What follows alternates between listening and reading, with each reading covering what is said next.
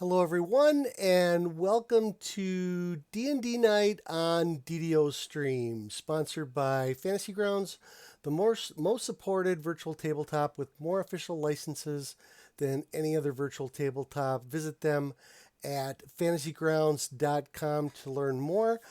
This is D&D Night, Heroes of Battlerise, the Out of the Abyss campaign. We're back from our summer vacation and we're back in the abyss. I'm Evilbeeker, your dungeon master host for this evening, and we will be continuing our adventures in the Wizards of the Coast adventure Out of the Abyss. We took the summer off, as I mentioned, and now we're back at it, and hopefully as the characters still trying to find their way out of the abyss.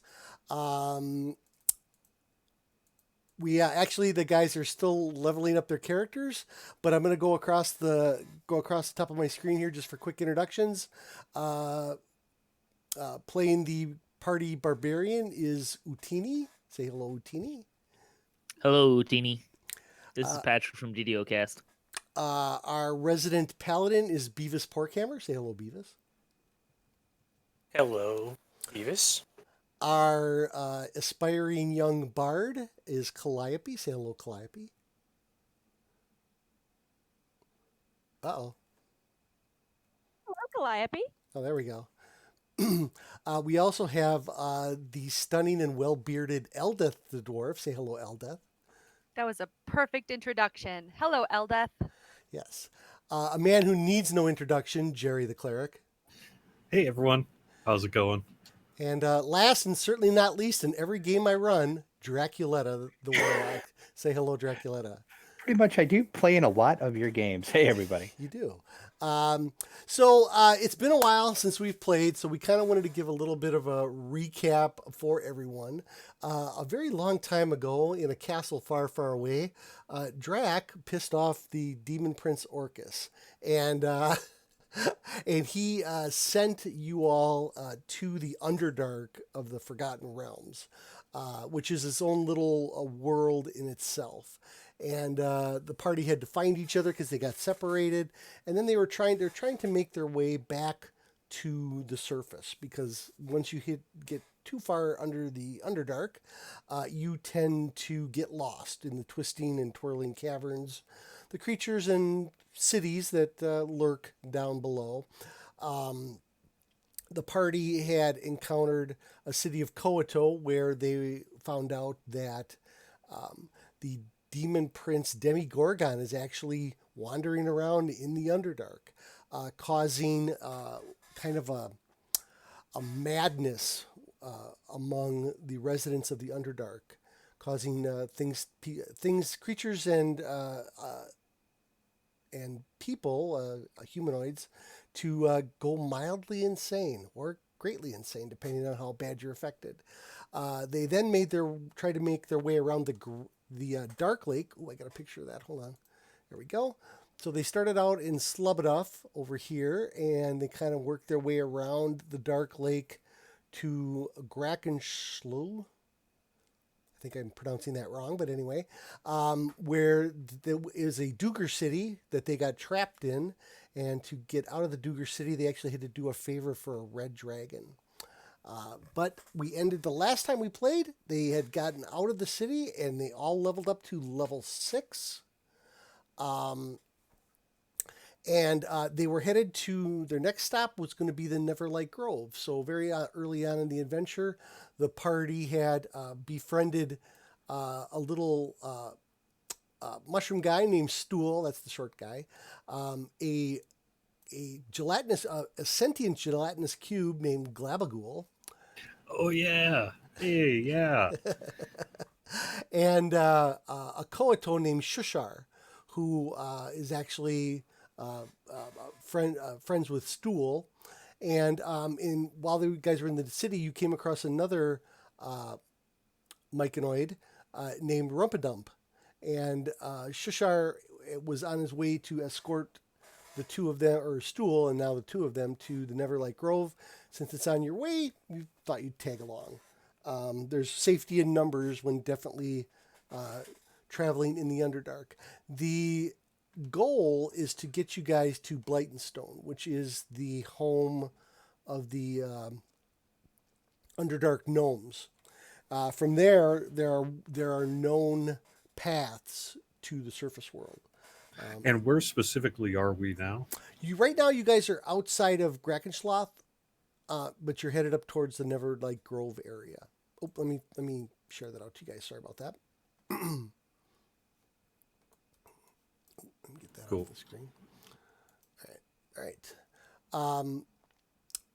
And so Blightenstone is probably your best bet at getting to the surface world. However, it is a little bit close to Menzoberranzan, which is the infamous home of the drow that worship Loth. Eldeth, our resident bearded female dwarf, she's actually from a dwarven Underdark city that's close to Waterdeep, but that's farther to the west. Where Eldeth is going to go once you guys get to Blightenstone is yet to remain a mystery. So, but I mean, is it? Didn't she like find her new BFF? Well, we'll see. We'll see how things go. He almost dumped her for Demigorgon, That's true. couple of adventures ago. He ran away from me when I charged him. Yeah, sure. If that's how you want to remember it, go right ahead. So, at the end of the last game week that we did, everybody leveled up to level 6. Yay! So, what I wanted to do was just to give everybody a quick refresher, and yourselves as well, kind of go across all of you guys and kind of give you a little background of your character. Like what paths you're taking, what's your inspiration, all that good stuff.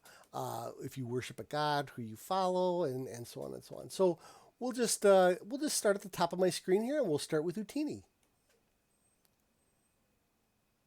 Utini is a barbarian. He worships his axe. That's all you got? Calliope is a shield. Expendable, something like that. Here we go. Hey. That's all you got? I mean, I'm a barbarian. Frenzy berserker barbarian. What do you want? Sure. But you're on the path of the berserker. That's kind of where I was going with that. Okay.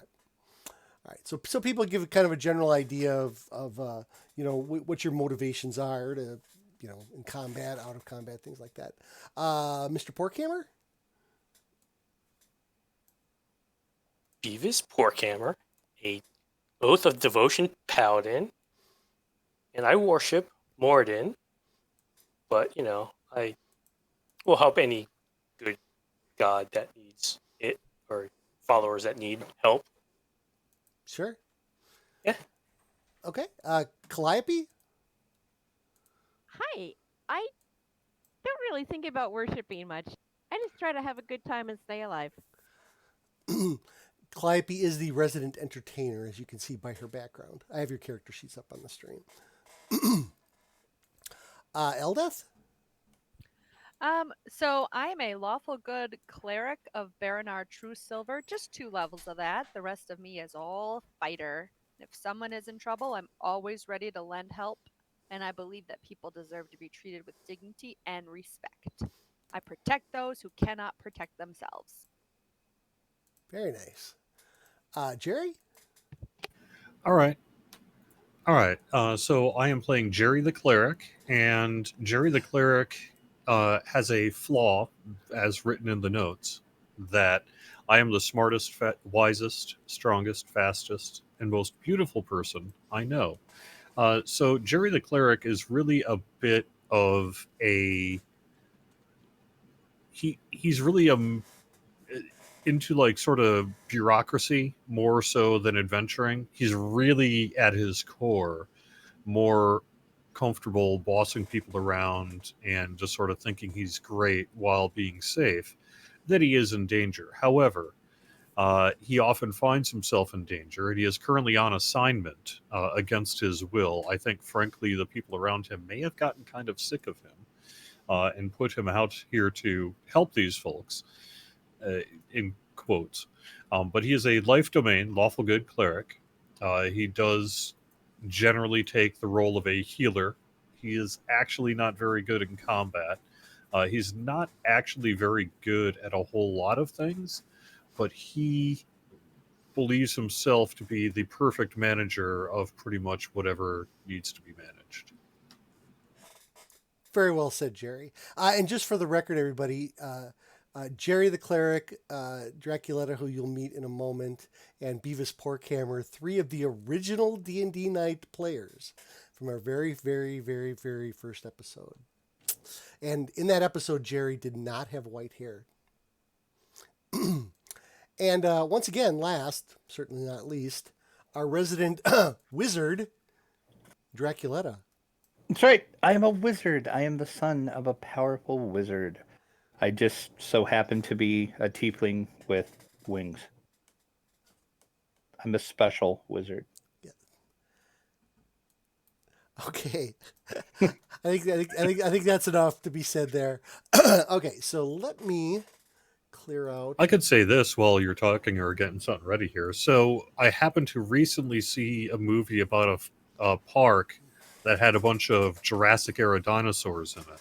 And if you remember the money guy in that particular film, and then imagine that transposed into really more of a bureaucratic, ideological, religious order person instead of, say, a money person, I think you'll get some sense of who Jerry the Cleric kind of is. The money guy? You mean the blood-sucking lawyer?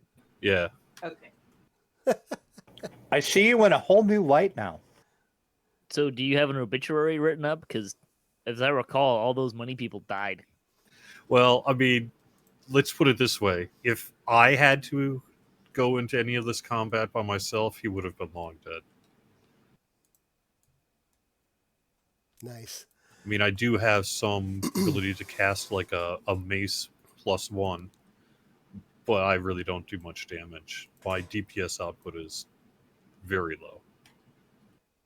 Plus, if I play him correctly, he honestly is not the kind of person to go running up to a monster and smack it. Just period.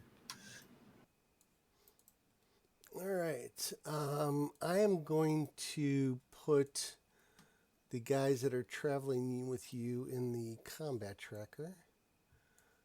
There's Glabagool.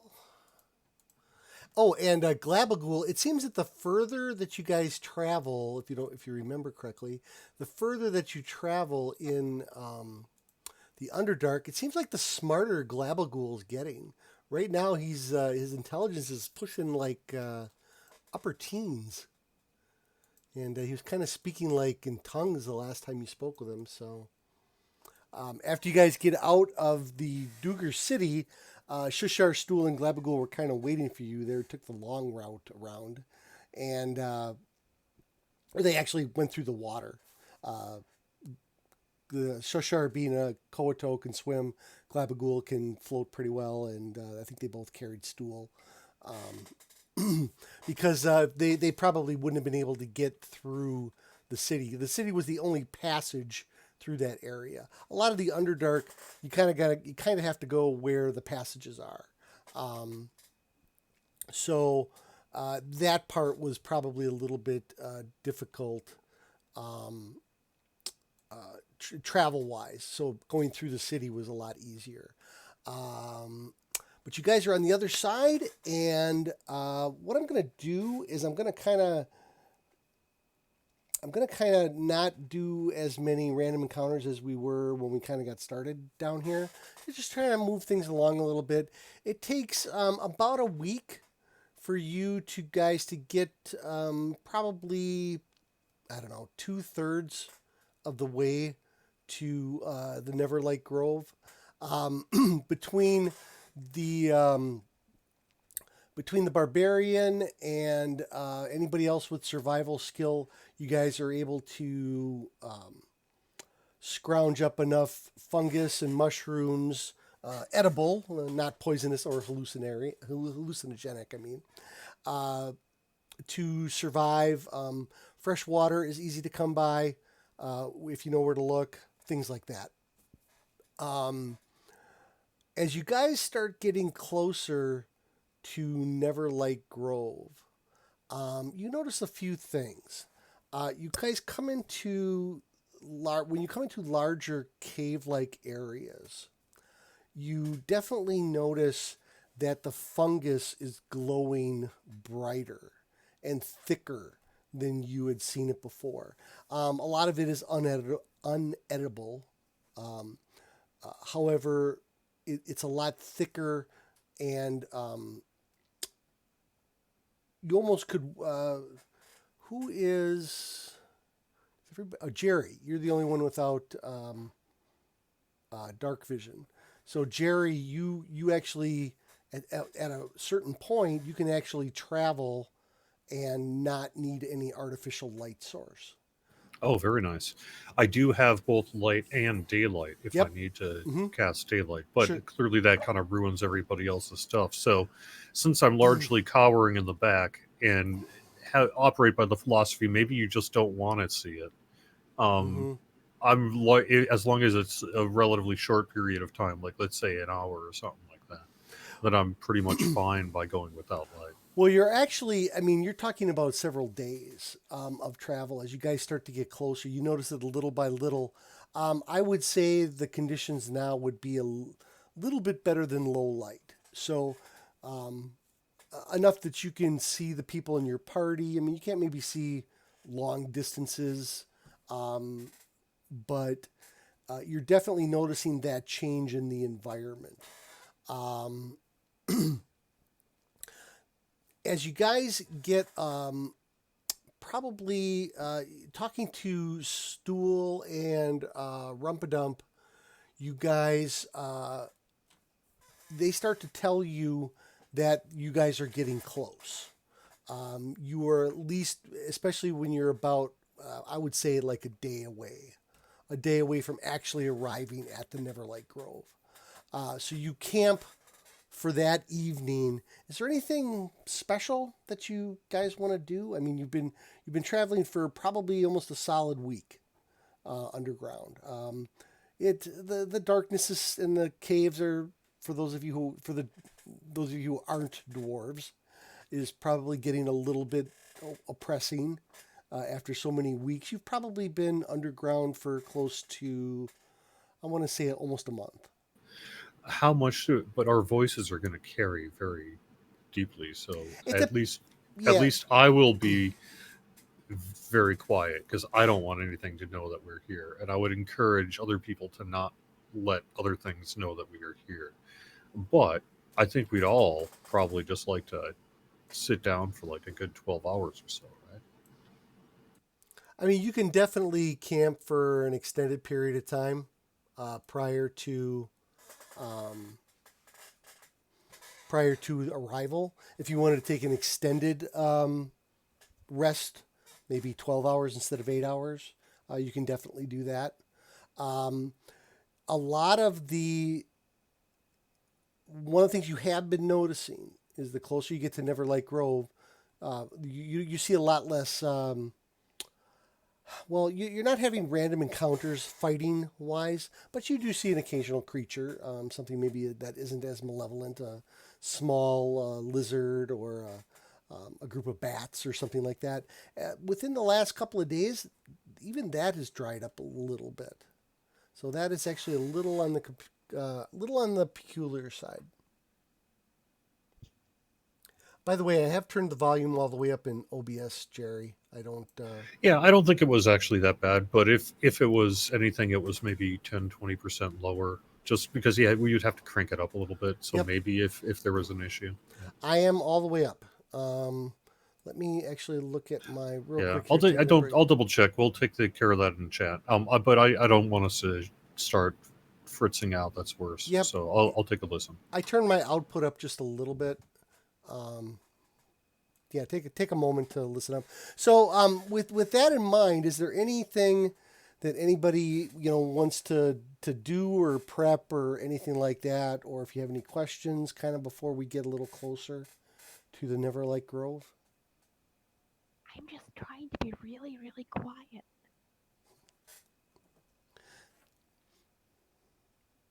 Just want to make sure Grognard is good and fine. Yeah, and but if don't. So you're. anyone's tired, they God, could ride them. I completely forgot about your battle ram. Is that you don't have him out all the time, do you?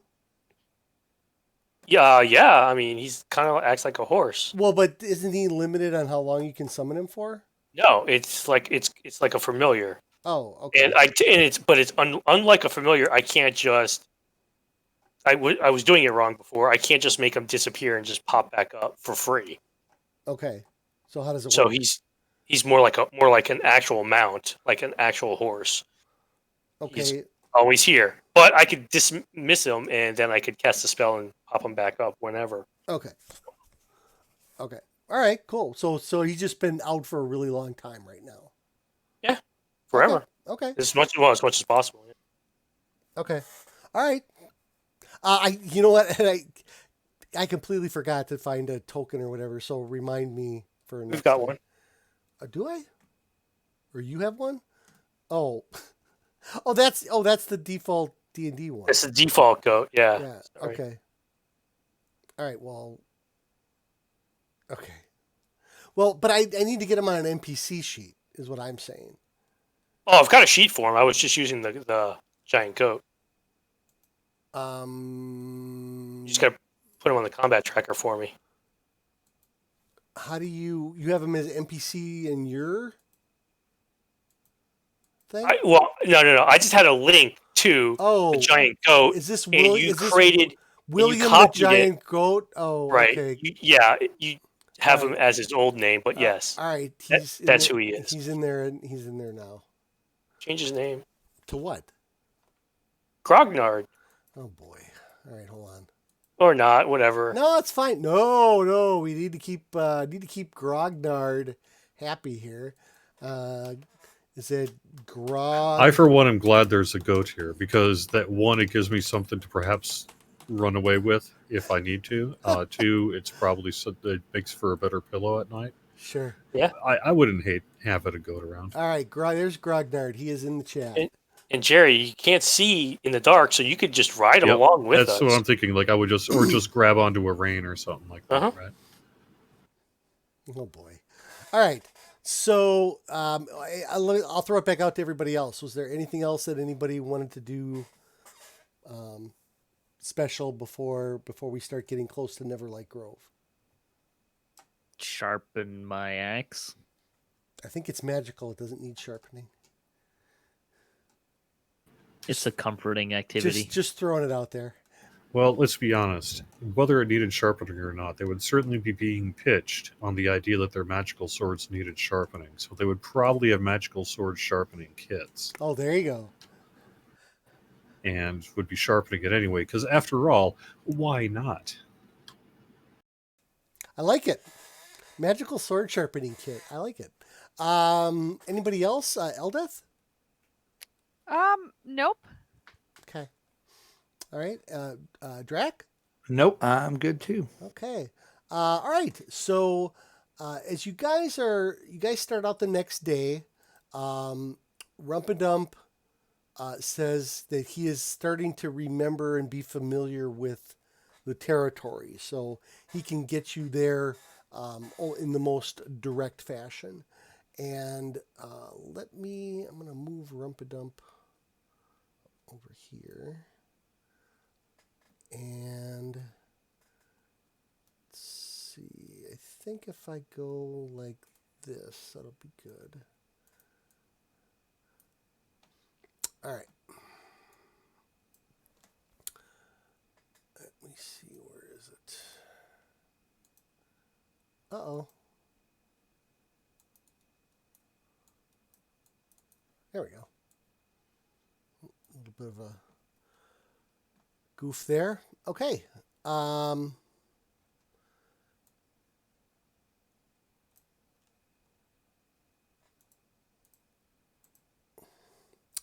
Why don't you all put yourselves on the bottom of that map? Or do I have to do it? Sorry. Nothing bad's going to happen, so... No, not at all. Oh, hang on. Let's just do it like this.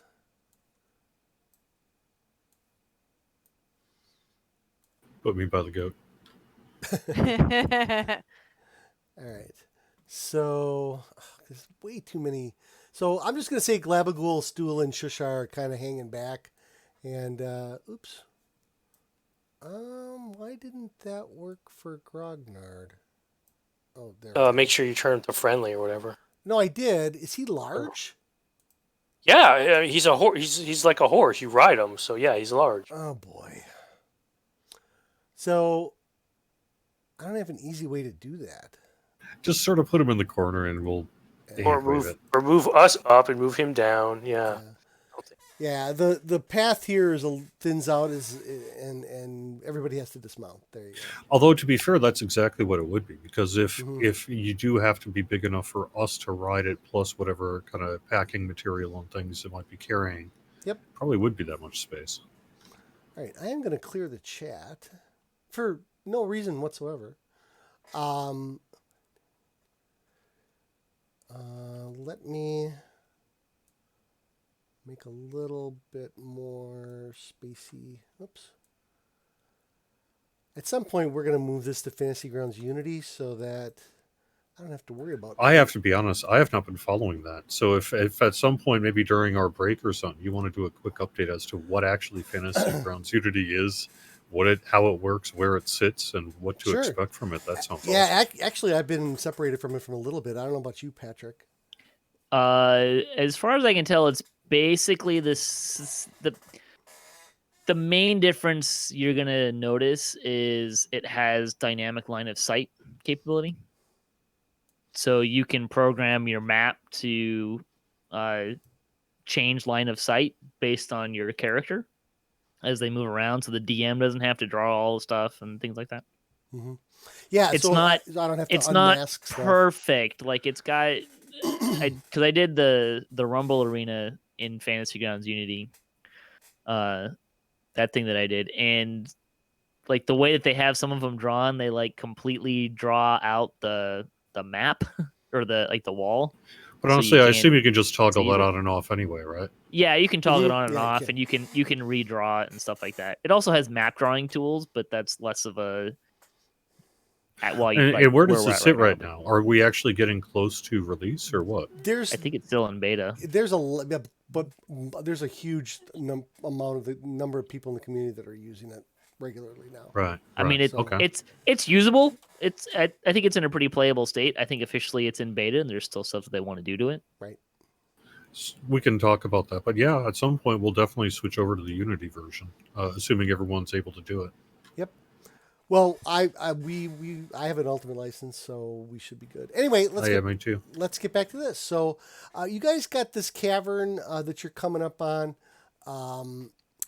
As you kind of approach the entrance here, you're getting an odd smell, sort of like. Utini. Sort of like. Well, like rotten vegetation. Maybe it was the goat. It was the goat. Yeah, the goat went in the back. He's embarrassed. What are you doing? So everything in here is dead, eh? So something slaughtered the inhabitants? Not necessarily. It is literally a smell you have not encountered yet down here. So I'm going to point that out. Well, this grove is full of vegetation, so, right? Isn't that the... Yes. So, obviously... You just look right at Glabagul, right? Say, hey. And Stool, I'm like, hey, what's going on here? This doesn't seem right. Glabagul says, well, Mr. Porkhammer, it is possible that there is some sort of corruption in the local... vegetation life cycle. It seems like Glabagul's getting even a little more smarter than he was before. He's going to end up being Sherlock Holmes in another couple of weeks. Yeah. Go ahead, Eldeth. Can I cast Detect Poison and Disease? I think you actually have to have a target for that. It's not something that, if you could look it up really quick. Yep, it's for the duration. You can sense the presence and location of poisonous creatures and diseases within 30 feet of you. Okay. Fair enough.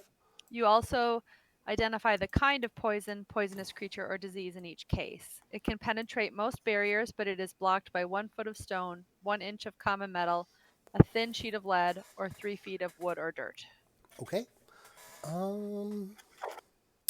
At the moment, from what you can see, you do not detect anything.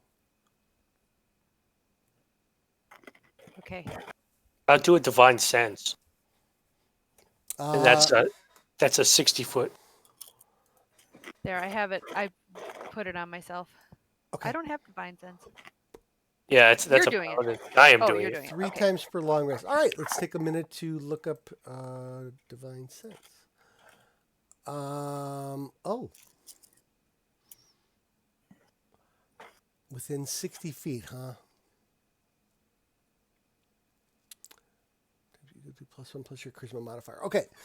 You definitely are getting your paladin spidey senses are tingling. There's definitely Fine. some kind of evil lurking in this cavern up here. Can I tell if it's fiend or undead? It feels like it's demonic, but it feels different. Gotcha. Asking for a friend, can he sense that behind him? Just 60-foot radius. 60 foot radius.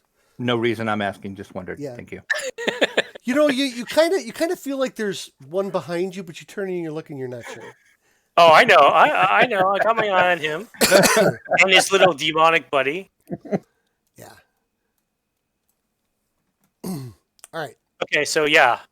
Okay, guys, there is definitely evil around. So Okay. I'm So gonna Caution. ready my axe, grin maliciously, and say, "Excellent." okay. let's do it. All right. Go ahead and move. You can move yourself forward if you so desire. Say cautiously, Patrick. Sure.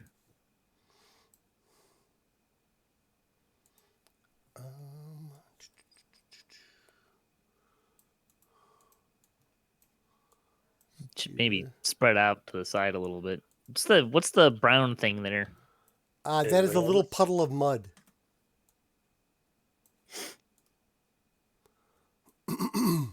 Around.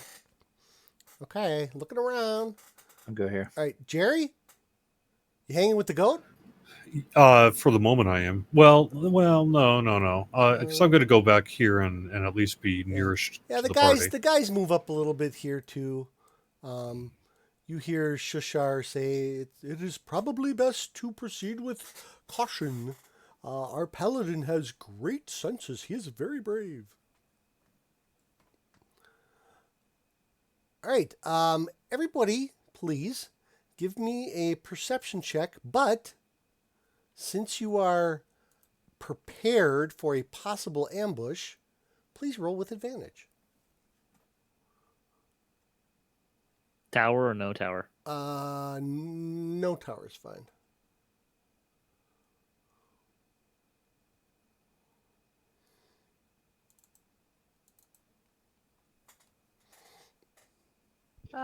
For some reason my advantage didn't work. Let me try that again. That's because you There we took the go. +2. See how what it says? It says +2. Oh, okay. All right. So let me do this and this and what I get. Well, I beat Draculetta.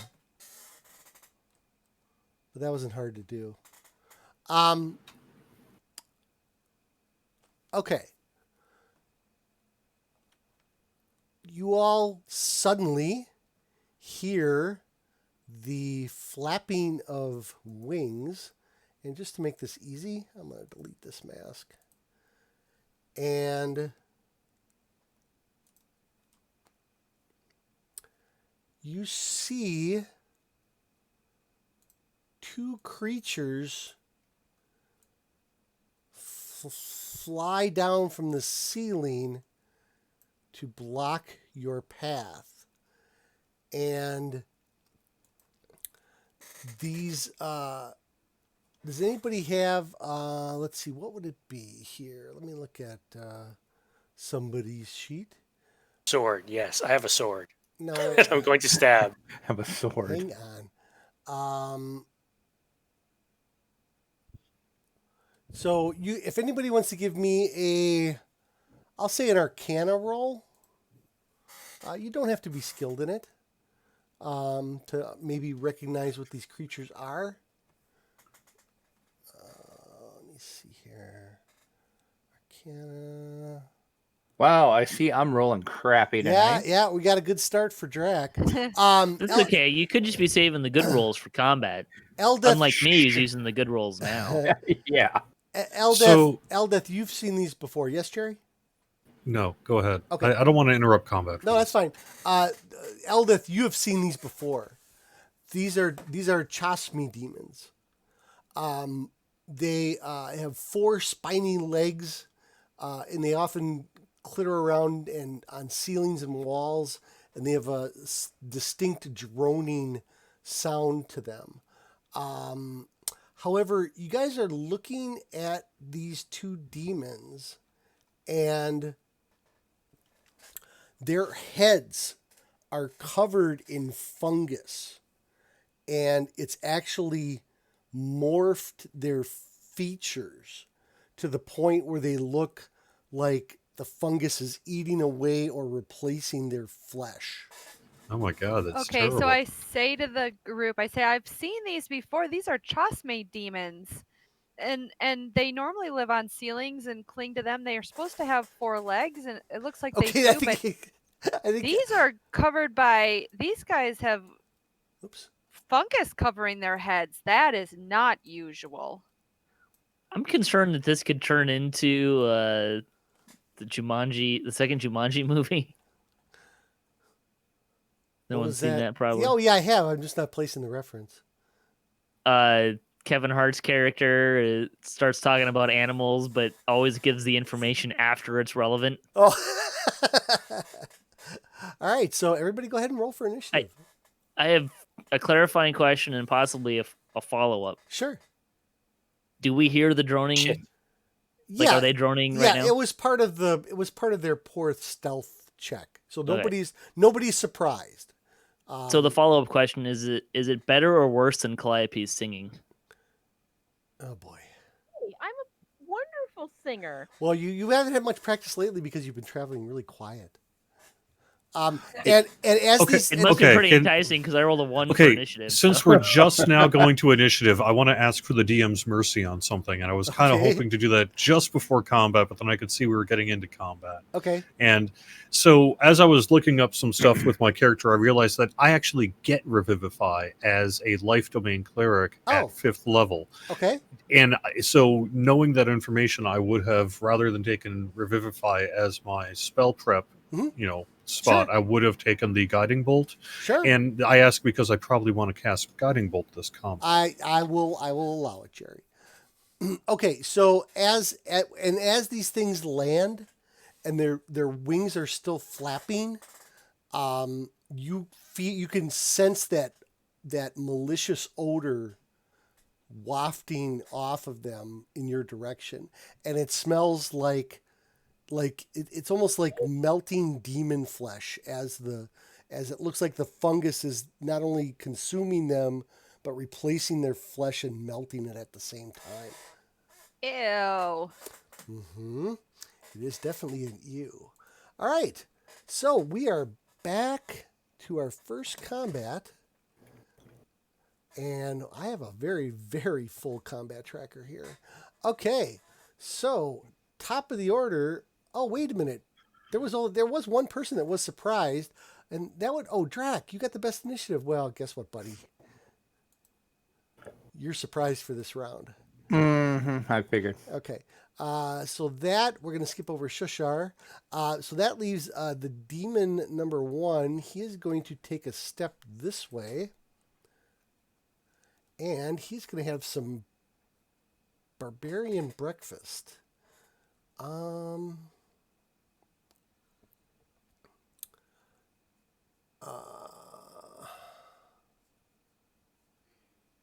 Oh, are you kidding me? I didn't know that.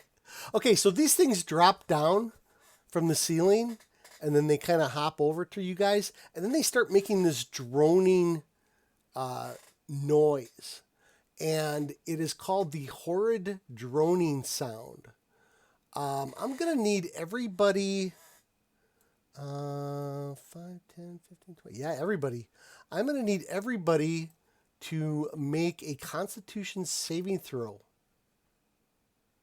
Okay, hold on. Anyone who's within 10 feet of me has advantage and +2. Ooh, advantage and +2.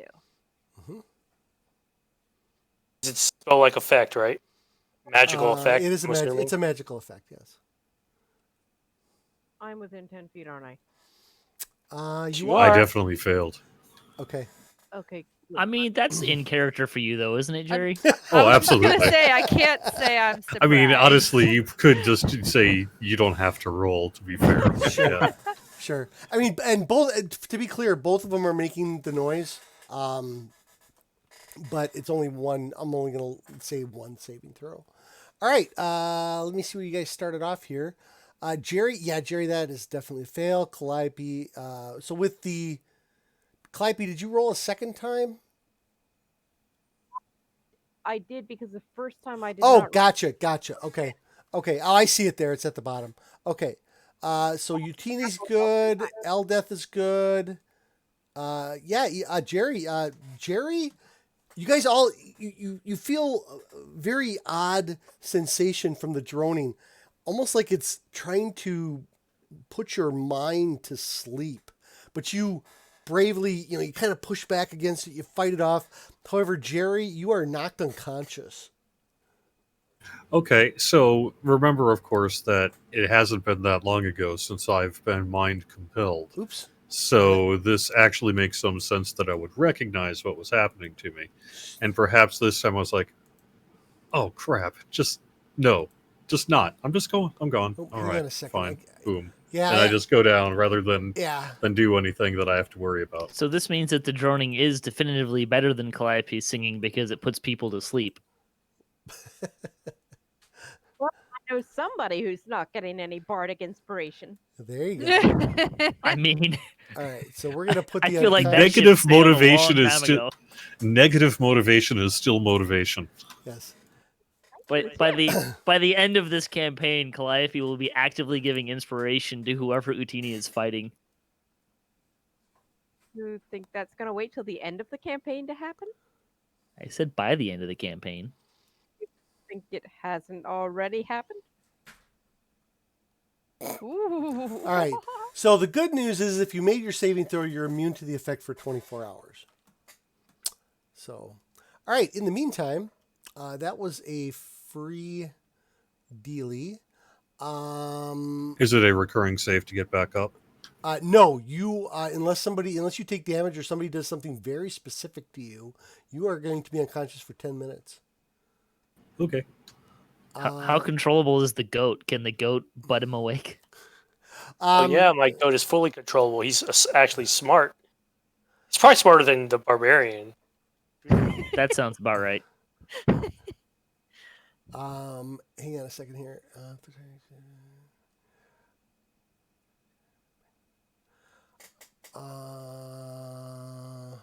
Okay.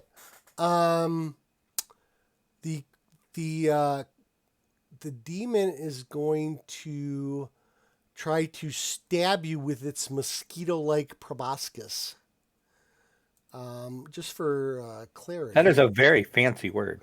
I know, and that's actually the word they use too. We'll just it's basically looks like a giant mosquito, but that's one hell of a stinger. So it is going to attack Utini, and that's going to be a miss. I mean, there's a lot of monsters in D&D you wouldn't want to see in real life, but this one's got to be up there. Giant mosquitoes that are demons. Yeah, they're not. I feel like the list would be shorter of which ones you want to see. Okay, yeah, it gets one attack, so its turn is finished. The second one is going to. Is there any other thing weird that it can do? Too bad we don't have an alchemist with a, vial of bug spray. There's no alchemist in D&D. That's Fifth- not fifth entirely edition. true. There's Fifth no edition. class alchemist, Right. but you could do stuff like that. No, there is. I mean, there are other game systems that I won't mention that do have actual alchemists. But all right, Beavis, Yeah. and that's a miss on Beavis. All right, and speaking wimpy. of Beavis, you are up. Alrighty then. I'm just gonna take a couple swings Okay. with Acris at number 2. And I will smite one if I hit. Okay.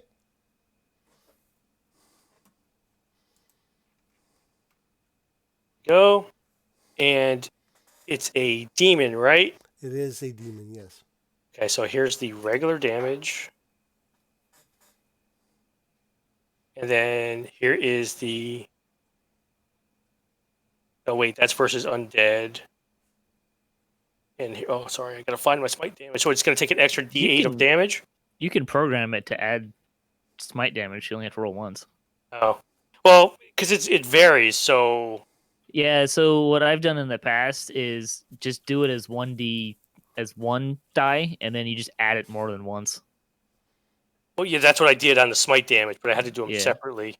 Yeah. Yeah, But whatever. that- I know that you gets can do helpful it. when you do Yeah. because if you're doing like a crit, then It does. Yeah, that's true. Okay, so that was the first attack. Second attack, That's a hit as damage. well. And I'm not going to smite it again, though. can you smite more than once in a row? Yeah, every attack. Until he's Every out of- hit. Until he's out of smites. And that's it. Okay. That you look like you heard it. It's hurting. Next up is Jerry. You see he has fallen to the floor. Wait, Yeah. question. Yes. But a point of order. When does the goat go? The goat is down the line a little bit here. 8. It has its own initiative. Okay. Yes, it does. Oh, actually, I didn't roll it. No, I put it's in the tracker, so it got rolled automatically. Okay. Yeah, so I'm unconscious. The humming itself is basically, it's almost like kind of Star Trek to my brain, where you just like, and I go down. Yep. All right. Does a bug crawl out of your ear? No. Not quite. See, I'm thinking more classic original series Star Trek, where they'd be like mind compelled, and they would just like hold their head and stagger. Yeah. Although you do notice a centipede crawling towards Jerry's hair. I mean, I was thinking more Wrath of Khan, but Sure. Okay. Rumpin' Up and Stool, Stool will take a couple of steps backwards. Glabagool will step up. Is Grognard doing anything? Oh, yeah, he is. Like what? He saw Jerry fall over, so he's gonna start butting Jerry and say, Mr. Jerry, wake up. Wait, He this goat starts talks? hitting you. He starts hitting you with. No, he does. doesn't talk. No. He does not talk. He talks to me. He starts pawing at Jerry, and Jerry does not wake up. Okay, we're down. Well, he's gonna tell me that. So. Okay. That'll Goodbye. And I understand it. You understand somehow. it. Yes. Can I Okay. request that the DM work on his goat impersonation Hey. before the next session? Okay. Yes. Point of order. I do own a goat, and that's what they sound like. Calliope, you're up. Well, I am going to, because I can, I am going to try my new spell, Spray, at Kazmi. Is that how you say that? Yeah. Number 2. Okay. This is the first time I've used this, so. It's a good spell. I think you'll like it. However, you still are learning to shoot it, and you do shoot a little bit wide. So I think you get Oh, 3 why? attacks though, right? Just- Like it's. I think it's 3 rays, and each one is its own attack. Fire hurl targets in 1. You can hurl them at one target or several. So yeah, that was my first ray. I get 2 more. okay. I need this. And you get an additional ray for every spell level over second. All right. That one is a hit. Okay. I'm actually not entirely sure that spell's not slightly better than Fireball. As I mean, Fireball, you can get more things in it, but if you don't have that many targets, I think you do more damage with Scorching Ray. Problem with Scorching Ray is you have to roll to hit. Okay, the third. Well, hold on before you guys do that. So when you hit it with the first, you missed with the first one. Second, when you hit it, you did notice that it was partially resisted. So it must have some sort of fire immunity. But the last one is a crit. I'm kind of stuck with, Yep. I don't let the third one go to waste. So the last one is a crit. Yep. Go ahead. Resist. Ooh. Okay. That's my turn. And that was pretty good. All right. Possibly the best turn I've ever had in this campaign. It's a good spell. Nice. I think you like it. Because you can bump up the casting level too if you really need to. Yeah. It's fantastic. I do think you're supposed you fire all three at the same time though, so unfortunately you can't cherry pick the. Split them up or send them all at one target. Right, but you can't say that all right, first ray, oh that one's dead. Second ray is gonna shoot the other guy. Leave that up to the DM. Yep. Okay. All right. Suddenly, also down from the ceiling. Ooh, more targets. More targets. Oops, hold on. I forgot to move him from his default location. Plops down right next to Draculetta is another demon, and his whole face and upper torso is contorted and mutated by spores and fungus. And it is screaming at the top of its lungs, almost like it's screaming in pain. And let's see here. And as it's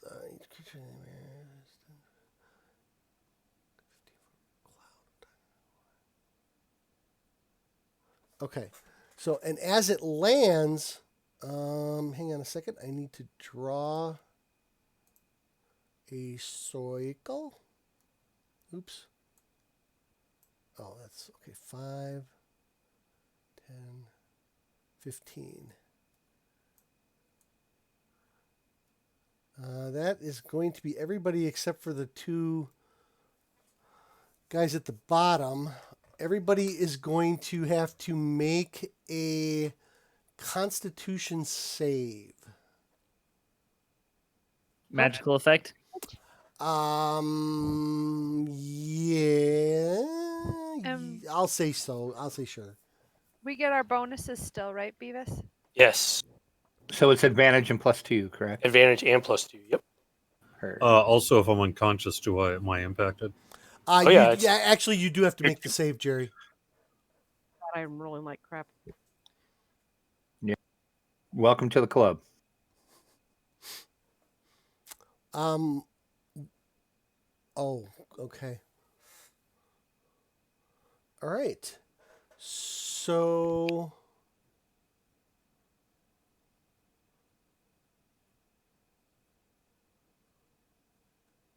all right. So for the moment,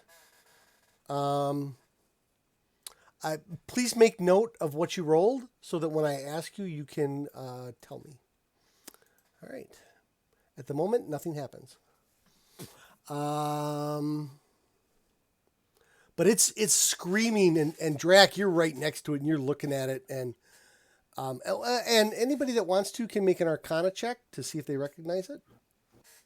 Although I think Beavis and Utini are kind of busy with their own targets.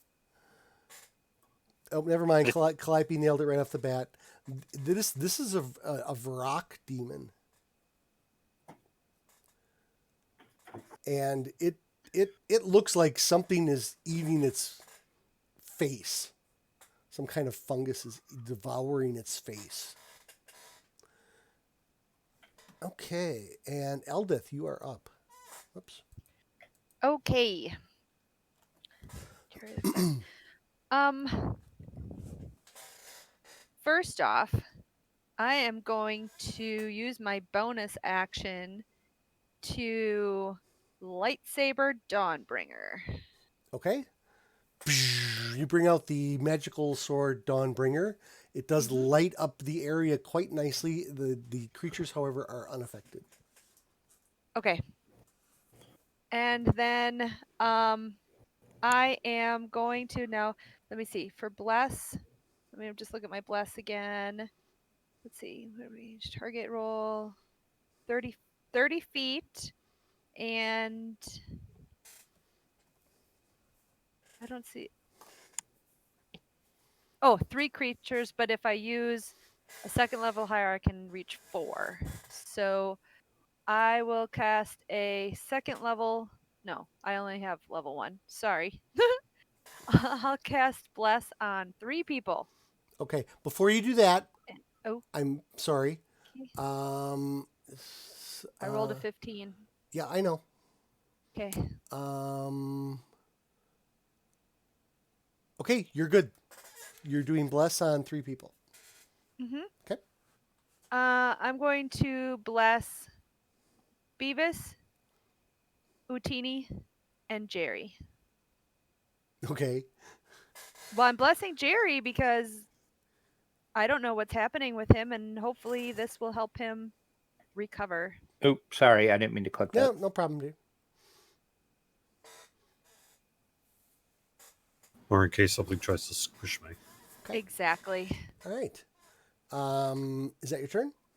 And that's my turn. And with a 2 for initiative, Utini.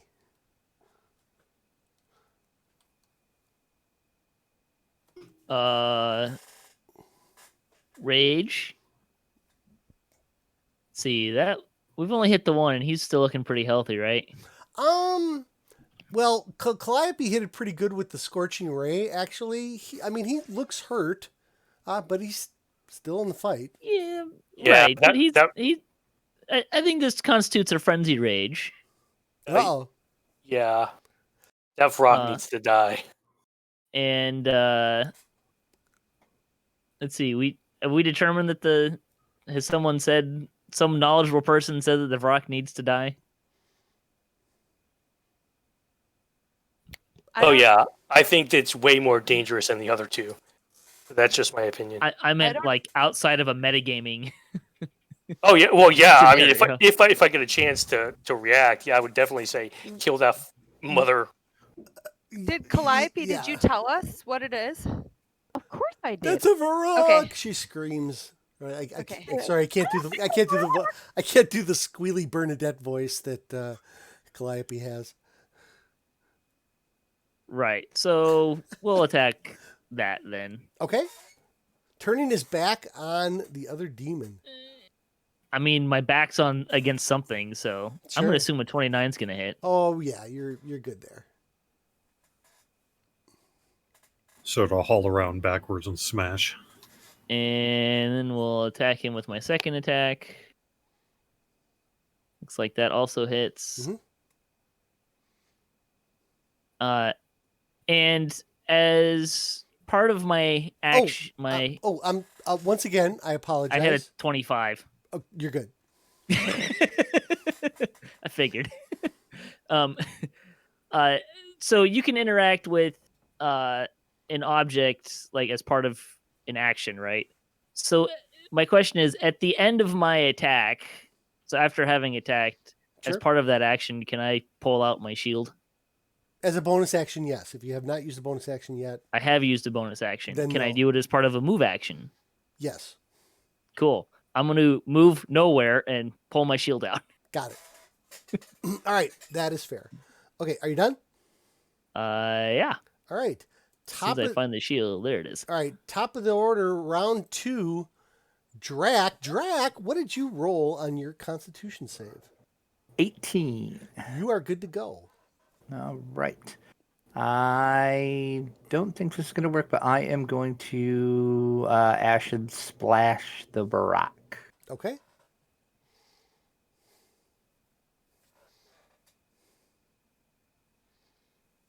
If it'll let me do it. There I we mean, go. that's probably the closest thing we have to soap. Oh, why? Oh, he gets Drac. You.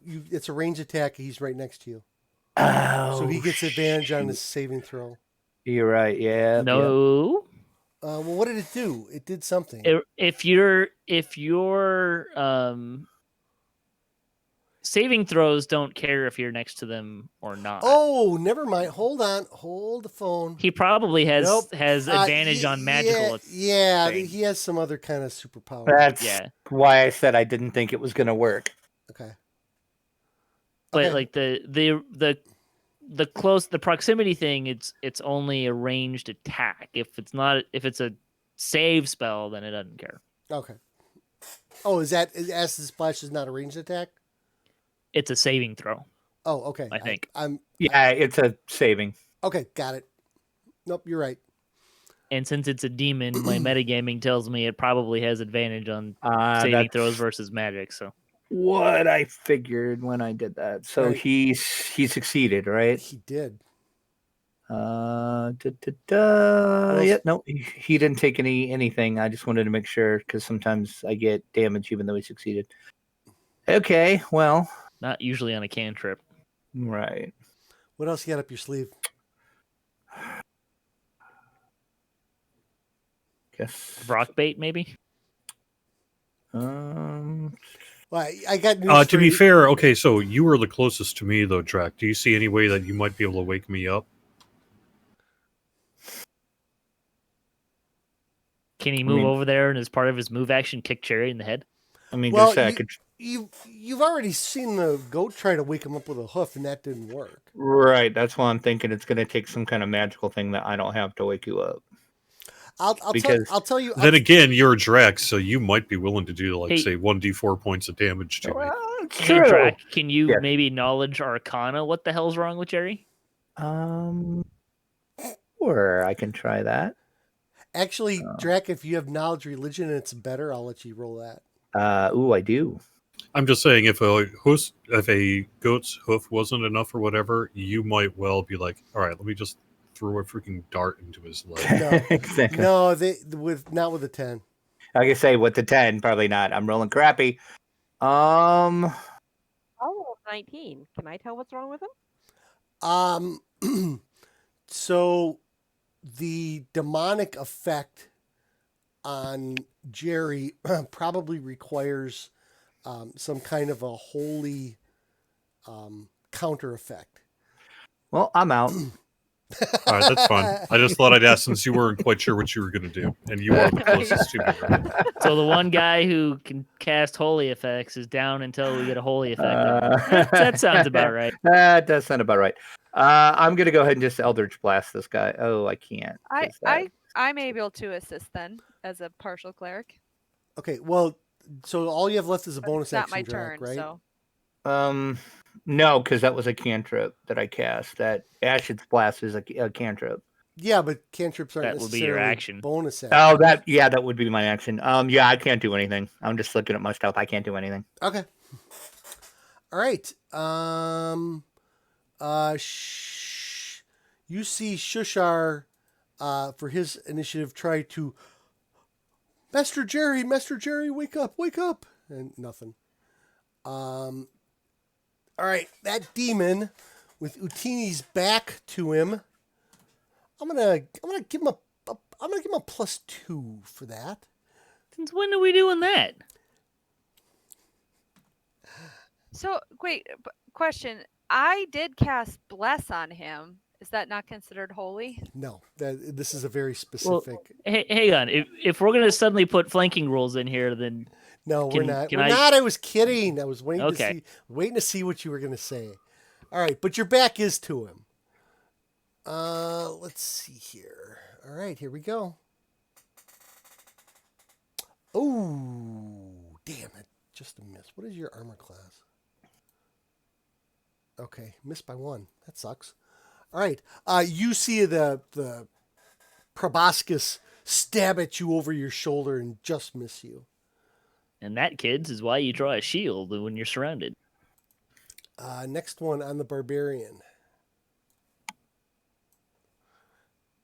And that's going to be a miss on Mr. Porkhammer. What is his armor class? Me? Yeah. All right. I have a shield. Beavis, you are up. Okay. If I step here, can I attack the rock? If you step there, can you attack the rock? Yes. Okay, that's what I'm doing. The other thing, an attack of opportunity? Well, no. No, he's not out of. No, he didn't actually move away from him. No, out of his he's still in attack. he's still in his threat range, so he didn't move out of his threat range. That's a hit, and I'm going to smite. Oh, hold on. Mhm. Sorry, I keep forgetting. My bad. What did you roll in your con save? 18. Okay, you're good. And I'm going to smite with a level 2.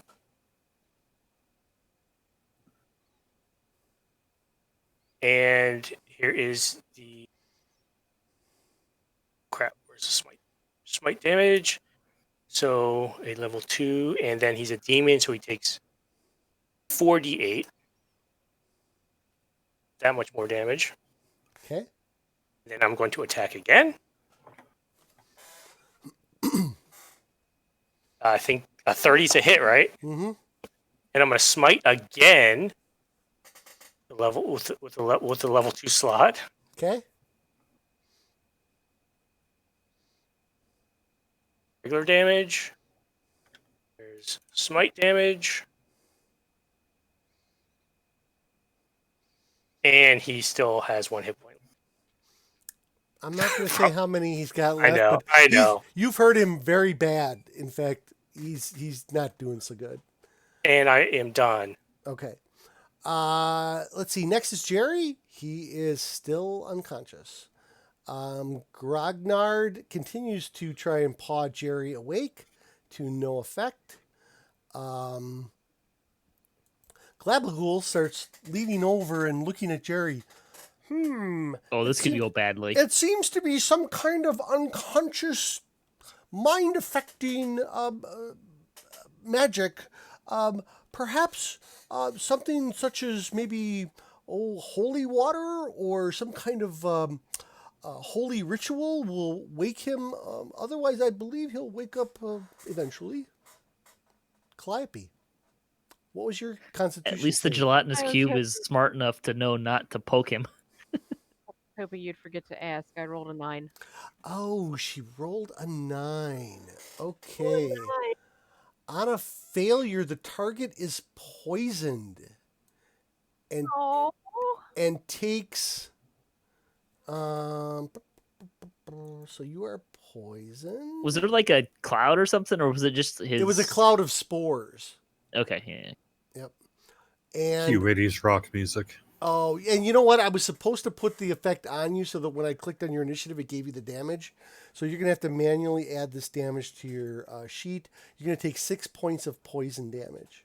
I don't think you're immune. So, all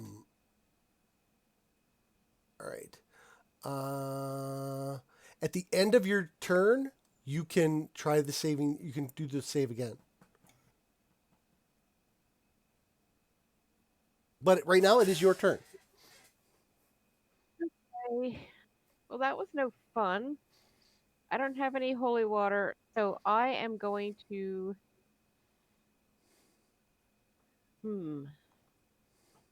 I'm going to shoot, since he looks pretty wounded, to shoot a scorching ray at that big ugly thing. At the Not rock. Utini, the rock. Okay. Yes. All right. Are you gonna shoot all 3 at him, or?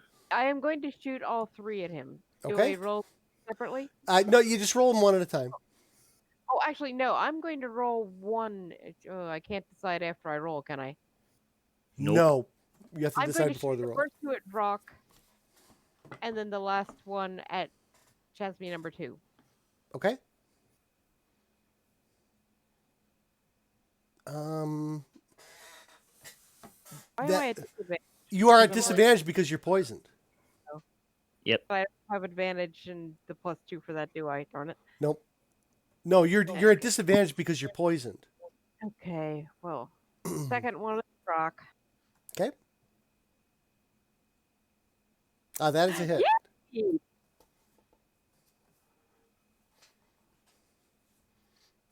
All right. I'm helping. It is still up. That hurt it, but it's still up. Last one. And the last one, that is a hit on that one. Okay.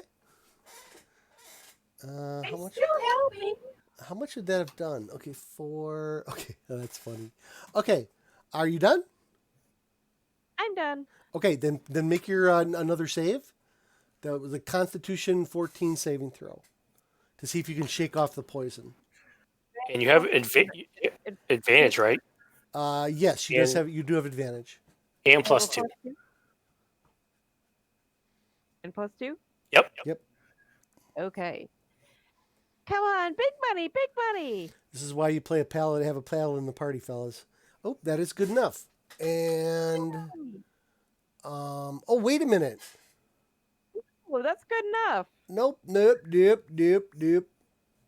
Because she's You have poisoned, disadvantage because you're poisoned. so you're gonna have. So it's a wash. So you got to roll it again. I'm surprised that it didn't. It didn't. Yeah, it's confused. Well, it's a manual. The saving. You can drop the effect on her, the poison effect. Yeah, on her. but I'm not. I don't want to do that. Well, Because yeah, that should do it. That should do it. Yeah. Hang on. Quick public service announcement. There's a big lightning storm happening around my house. So if all of a sudden I drop, that's probably what's up. Got it. All right. Go ahead. Jerry drops, I'm gonna drop, so. Okay. Go ahead and. Get a plus, but no advantage, correct? You get +2, but no advantage. That is correct. Yeah. Nope. All right. So let me put that back on you here. All right. There we go. Okay. All right, and it's the Varrock's turn. Public service announcement. If Calliope would have hit it with that third scorching ray, it'd be dead right now. It's okay. Sets it up for a kill for me. It lets loose with a horrifying. Oh, first of all, I get to roll a 6-sided. Whammo. Okay, so then it does this horrifying screech, and everybody needs to make a Constitution saving throw or be stunned. But again, I'm unconscious, so I'm not going to be. No, you're fine. hearing You're fine. anything. You're fine, Jerry. This is still magical, yeah. It is. Mention +2 if you're next to me. I have +2, but no advantage, correct? Correct. Yeah.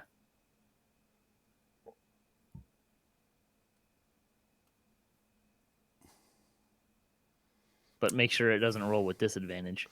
It did not. Okay, it was a straight roll for her. She's good. It was a straight roll.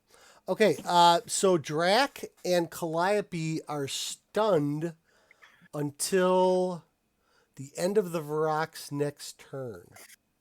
Crap. So stunned and stunned. Okay. All right. And that is all it does. Eldeth. Okay. I'm going to move forward. And Ooh. I'm going to... What? Nothing. Going Oh, toe-to-toe with a demon. I'm going to attack number 2. Okay.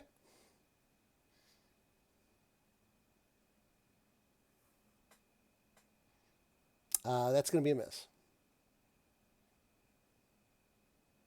Okay. I think that's it.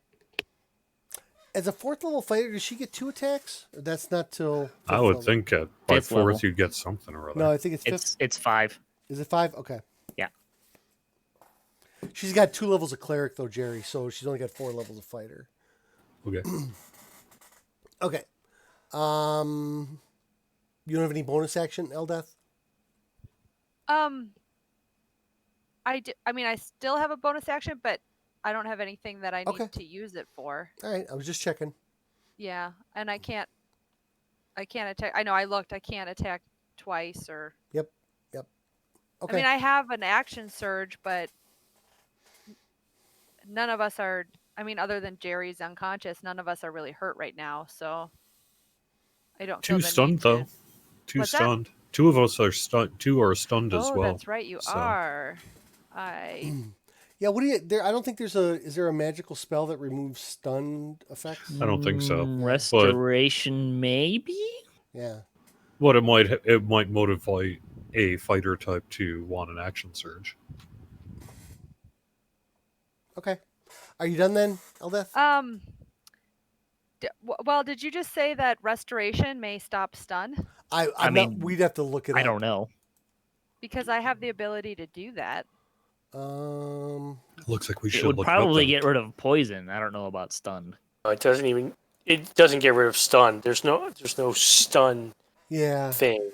I mean, it gets rid of poison. Like it gets rid of paralyzed and blinded and stuff. Stunned is just like a addition. It happens. Yeah. So Okay. Then I will do an action surge then. Okay. And I'm going to take an additional action. And you said it does get rid of poison? Yeah. I mean, you can read the. You should be able to read the Yeah. spell. I don't Well, know if I think lesser restoration will get rid of one like condition that looking like up, poison. Yeah, looking it up right now. It does. It does get rid of poison. One disease or one condition affecting it. The condition can be blinded, deafened, paralyzed, or poisoned. What's the range on it? It is touch. That might not be a good thing because you'd provoke 2 attacks of opportunity if you went to Calliope. Yep. I would. Okay, then I'm just going to do another attack then. Okay.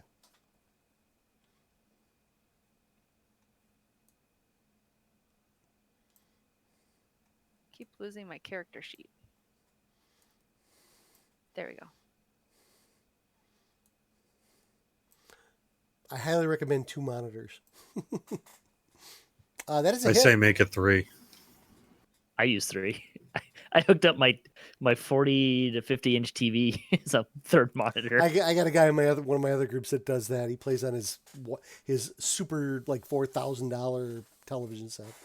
Well, the problem is I switched TV services, so my TV is through the internet now. So Then All right. there's I'm my, using my computer to play then TV. there's my brother-in-law who plays with 5 monitors. No, That doesn't. That's fine. There's nothing wrong with that. yeah. All right. Okay. You did some good. You did some damage. You did hurt it. Excellent. All right. You done? Now I'm done. Utini. All right, let's smack some things around a little bit, shall we? Put a.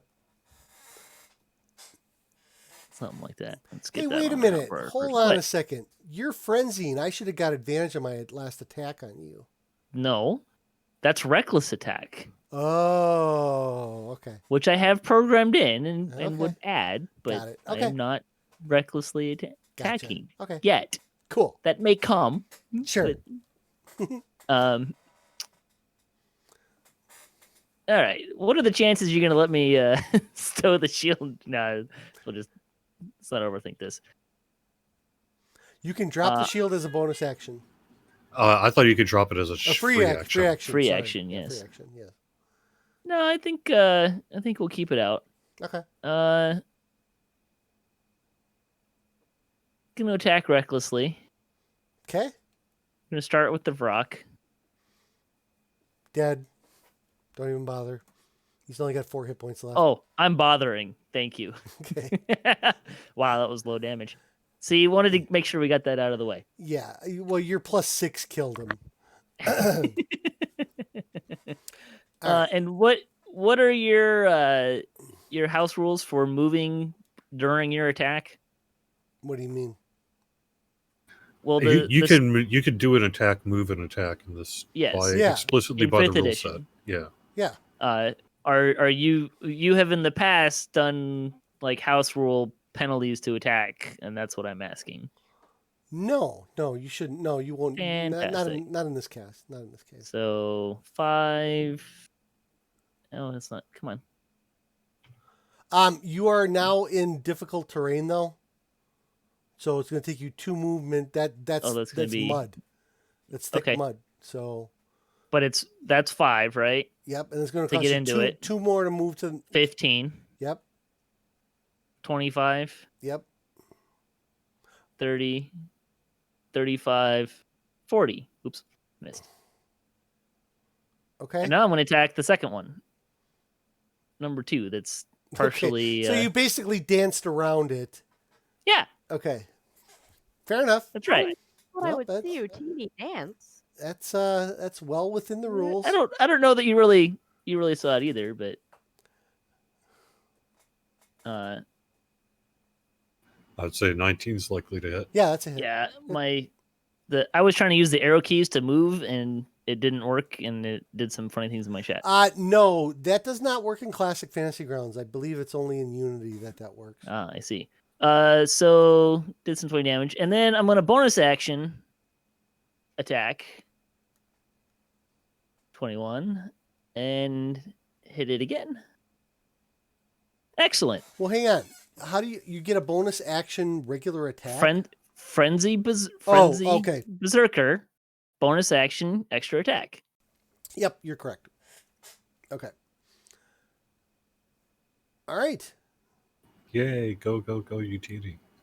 All right. And I'm done. Top of the order. Drac, you are stunned. There's nothing you can do this turn.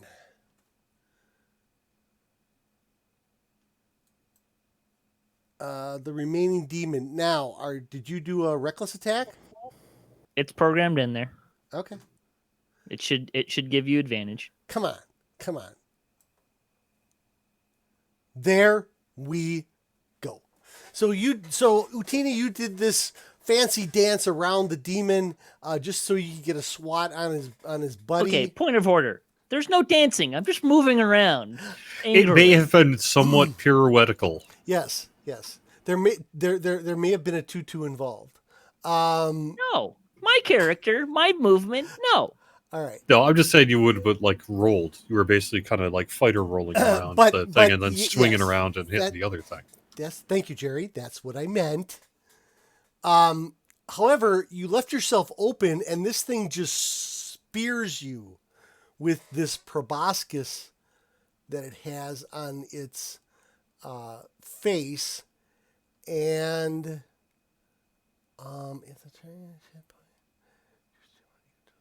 Suddenly you've got a pointy chest. I ain't scared. okay, this is the damage that you take. That'll be 46 points of damage. Nope. What the ass? No, it won't. Why? Barbarian Rage, buddy. Hang on. There's a special effect that goes along with this.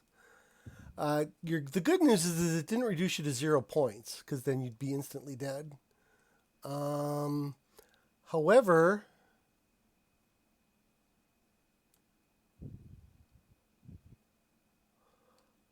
your permanent hit points have now been reduced by 46.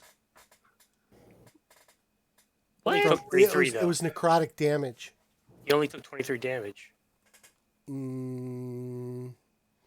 Partially resisted. Why did you partially resist that damage? I'm raging, so if you did Okay. I take half damage on. Okay, I'm just asking. All right, so 23 of that is permanent damage until you take a long rest or get a greater restoration spell. Fine. Which we've established we have. No, we have lesser restoration. I thought we had restoration. Not I have lesser. no. There's lesser and greater. And greater is a very much higher level restoration. Okay. Per the name. Yep. It's not like a cleaning thing that says ultra, and it's not actually ultra. Right. It's more of like an actual, Beavis, you're up. You see that thing just skewer Utini. Okay, so I'm going to Icarus his face. As a free response action, can I just spit on the ground and smile cockily back at it? Sure. So 22's a hit. Yep. Here's damage. Here's the other damage that I forgot to do last time. And now here's my next attack. And here is damage. And my extra Acris damage. 6. It's only heavily damaged. Okay, and that's it. Okay. Man, that's Done. some serious DPS stuff. Yeah, that's a lot of DPS. Yeah, well, if it's a demon or undead, I get all this extra damage. All right. So we're going to skip over Jerry and the Myconoids and the goat and Glabagool down to Calliope. Isn't she stunned? And, Yeah, she's stunned too. Yes. But the thought yeah. So at the end of your turn, it's the Varrock's turn, even though it's dead. So now you get to roll a save again to be unstunned, Calliope. I might as well have you do it right now. +2, but no advantage. Correct. That is I still a want you fail. dice. I like being stunned. Let's see.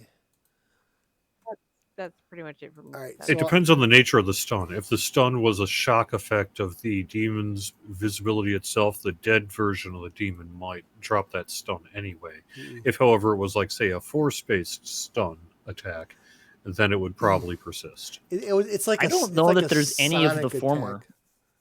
attack. I think it's just it hits you and it leaves you stunned. Yes, it I think leaves you the stunned. what you're talking about, like would be more of a frightened effect usually. Sure. All right. But I had thought you had said it was a scream. It's a screech, but it's a stunning effect. Eldeth, you're up. Okay, I am going to channel my divinity, and I'm going to. I am presenting my holy symbol, Okay. and I evoke healing energy, and I'm going to focus 25 points on Utini and 5 points at Jerry the Cleric. Okay. Jerry heals for 5 points. Utini does not get healed at all. Oh. Okay. Does that wake up Jerry? No. Okay. I'm at a loss then. That was my holy symbol with holy energy. Mm-hmm. I mean, if that didn't work. We're doomed. All right. Um, Okay. I think Oh. yeah, I think that's all I you can know what do. I forgot? Drac, make another con roll, please. Sorry about that. I was so focused on Calliope. I could just get the +2, correct? Yeah. Not a bad. Okay, yep. And you said con? Oh, Yep. Con save. I grabbed the wrong one. There we go. Hey! Yay! Natty 20. You may now. You are prone, but you are now no longer stunned. There we go. So Okay. movement action to stand up. Okay. So Eldeth, is that your turn? Yes. If I move away, I think Casme 1 gets an attack of opportunity on me. He so will. Yep. Yes, he will. How do we know it smell? I'm sorry. What? He said, yes, he will. How do we know it smell? He's never mind. Okay, Utini, you're up. I'm gonna smack back Okay. recklessly. Ooh. Don't roll a 1. And before I attack, can I move action my shield away? You want to drop your shield? No, I want to move action my shield away. What does that mean? I drew my shield as part of a move action. Now I'd like to stow my shield as part of a move action. So the reverse of what I did earlier. Yes. You know what? I'm not sure what the ruling is on that. I'll allow it. I mean, the rule is that you can interact with an object as part of your action, which Well, as part of add an action. But add action, but only certain actions can be It's fine. performed as moved actions. But for the moment, I'll allow it. And then let's see, I already got reckless attack on, and we're gonna smack this thing around a bit. Okay. That's a hit. Okay. 1 attack.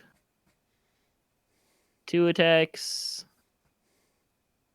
Ooh, there's some nice damage. And bonus action attack. Miss.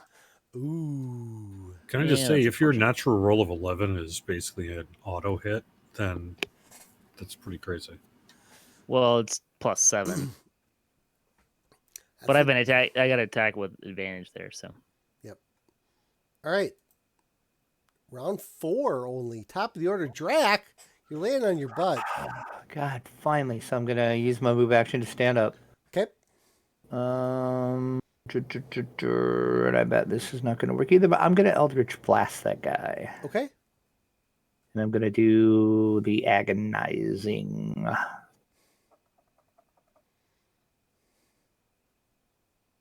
I think demons would probably enjoy agonizing. I mean, Probably, man. What the crap? Probably not with the 12. All right. You got anything else? Nope. All right. Mr. Porkhammer, bring it home. Okay. Yeah, he is still targeted. I am gonna take his freaking head off. Well, maybe not. Ooh. Okay, well, here's my backswing. Okay. 20, that's a hit. That's a little better. Got him on the backhand. All right. All right. You're good. All right. So combat comes to an end. Jerry's still unconscious. Looks like we're throwing him on the back of Grognard. I am going to run over to Calliope. And Calliope, I touch you with Dawnbringer. And you are restored. Thank you. So no more poison, right? Correct. Well, but so you still have to make a Calliope, make another con save though. She's actually still stunned. But it's not my turn, so I don't make it yet. Well, it's correct? not. Yeah, but we're basically out of combat yet. So basically, you're just rolling saves until you make one. So I get the +2, but no advantage, correct? Correct. No, you would get. Is the advantage come from Beavis? Yeah. Yes. Yeah. Now you'd get it because you're not poisoned. Okay, that's better. Now you're fine. Yay! You like wake up. You're like, oh wow, you got a terrible headache. Beavis, what do you got? I saw you walk up to Jerry there. Yeah, I've got lay on the hands. Okay, lay on hands. It cures conditions and stuff like that. Okay. So This is a pretty specific condition. okay. Hold on. Well, let me see what it does. Disease, poison. I don't know. Yeah, Remember, our smart gelatinous cube friend said we needed holy water. which I am a cleric. I probably have. Let's refer to your inventory sheet, Jerry. I've got some. I do indeed have a flask of holy He water. does. I do too. I will dump it on him. In Okay. his ears. What part is bleeding? I don't know. I shove it up somewhere. You sprinkle holy water on him, and suddenly Jerry wakes up. Huh? Oh. Yes. I see what happened and I go, great, it worked. Many I knew it would. Many Thank demonic effects are counteracted with holy water. Aura? I'm sorry, what? Does that aura? use up the holy water? Yes, it does. As I stand up, I say, that is definitive proof, my folks, that you should be paying attention to me. And Glubagoo. Jerry, do you know how to heal necrotic damage on Utini? Maybe. No, Utini is Probably not. Utini is going to have to do a long rest. That is the only long rest or a greater restoration. The only ways to get. Yes, rid of but Okay. what about? Okay, well, because I was saying I have Beacon of Hope. Bestows hope and vitality. Choose any number of creatures within range for the duration. They have advantage on whiz saves, death saves, regain max hit points possible. Yeah, it doesn't say anything about like necrotic but conditions. it's a magical effect. So the damage, a lot of malevolent necrotic damage can only be healed over time. It can't be healed by any type of magic. Right. Usually you would go with the more specific rule. It's which just in that this I am case would be specifically life the thing. domain, so No, I get it. you know. But necrotic in this case, necrotic damage is only going to be able to be cured by taking a long rest. Well, you know I'm down for long rests. As you guys slay these demons, you're kind of looking them over a little bit, and you see that even though they're dead, the fungus on their bodies seems to still grow and undulate, and the body every once in a while get the body away from that! starts Get away from twitching. that right now! Yeah, I burn. got a Burn question. Yeah. The proboscis on these thingies. Mhm. Does it look plausible that I could cut it off and take it to someone and get a sword out of it? No. Worth a shot. Nope. In fact, if you cut it off, it would probably shatter. Now that the creature's dead.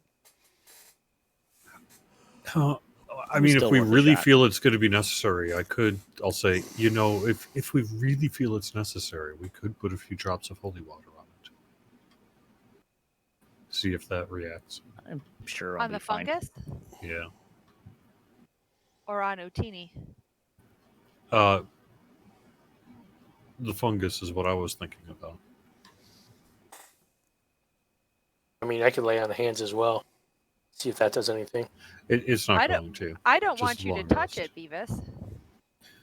Yeah, that's what I'm saying. I don't want anyone to be near that stuff, and I yelled that out loud. But I was saying, if we really feel it's important for our survival, like in the next 10 minutes here, then I have some holy water. Let's try sprinkling it on it, see if it has an effect. So Stool and Rumpadump kind of step up, and you see the little telepathy communication spores come out of Stool and Rumpadump, and they say, "This is very odd. This is some sort of malevolent, mind-controlling fungus. I've never seen anything like this before," they both say. I'm going to say, is anyone opposed to just burning it? Drac? What, the dead bodies? No, the fungus. Drac? Yeah, No, the bodies and the I'm fungus. not Right. opposed Burn to it. burning it. Well, Oh, yeah. I mean, I'm what, okay with except that sometimes when you burn them, they release spores.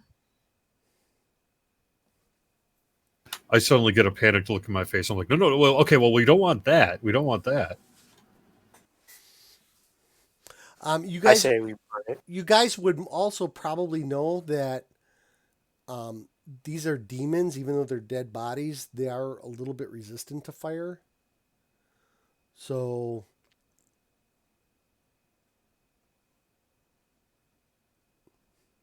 or you could just leave them here, move on. Maybe as mean, we're that's moving what on, we're I gonna can just do. sort of flick back a little bit of holy water, just kind of see. If you just put a couple of sprinkles of holy water on the demons, I mean, it sizzles, but I But mean, the fungus in specific does not. no. Okay.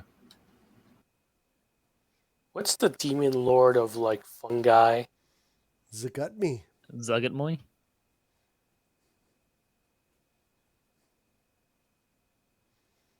Okay, now we have So a conflict on how that's pronounced. I think it's Zugtmoy. Well, let's. I don't know. DDO pronounces it Zuggetmoy, I'm pretty sure. But DDO also pronounces Sahagin about 5 different ways. Oh, I mean, hey, we are not meant to be a pronunciation guide. That's funny. But I think it is. I recall when I was looking it up that it's almost like a silent apostrophe. So it's Zugtmoy.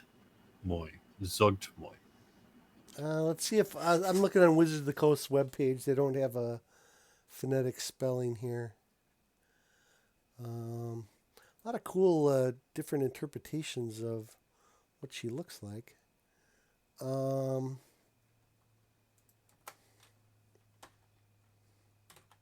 Just I don't know. mark it- Let's just go find her and ask her.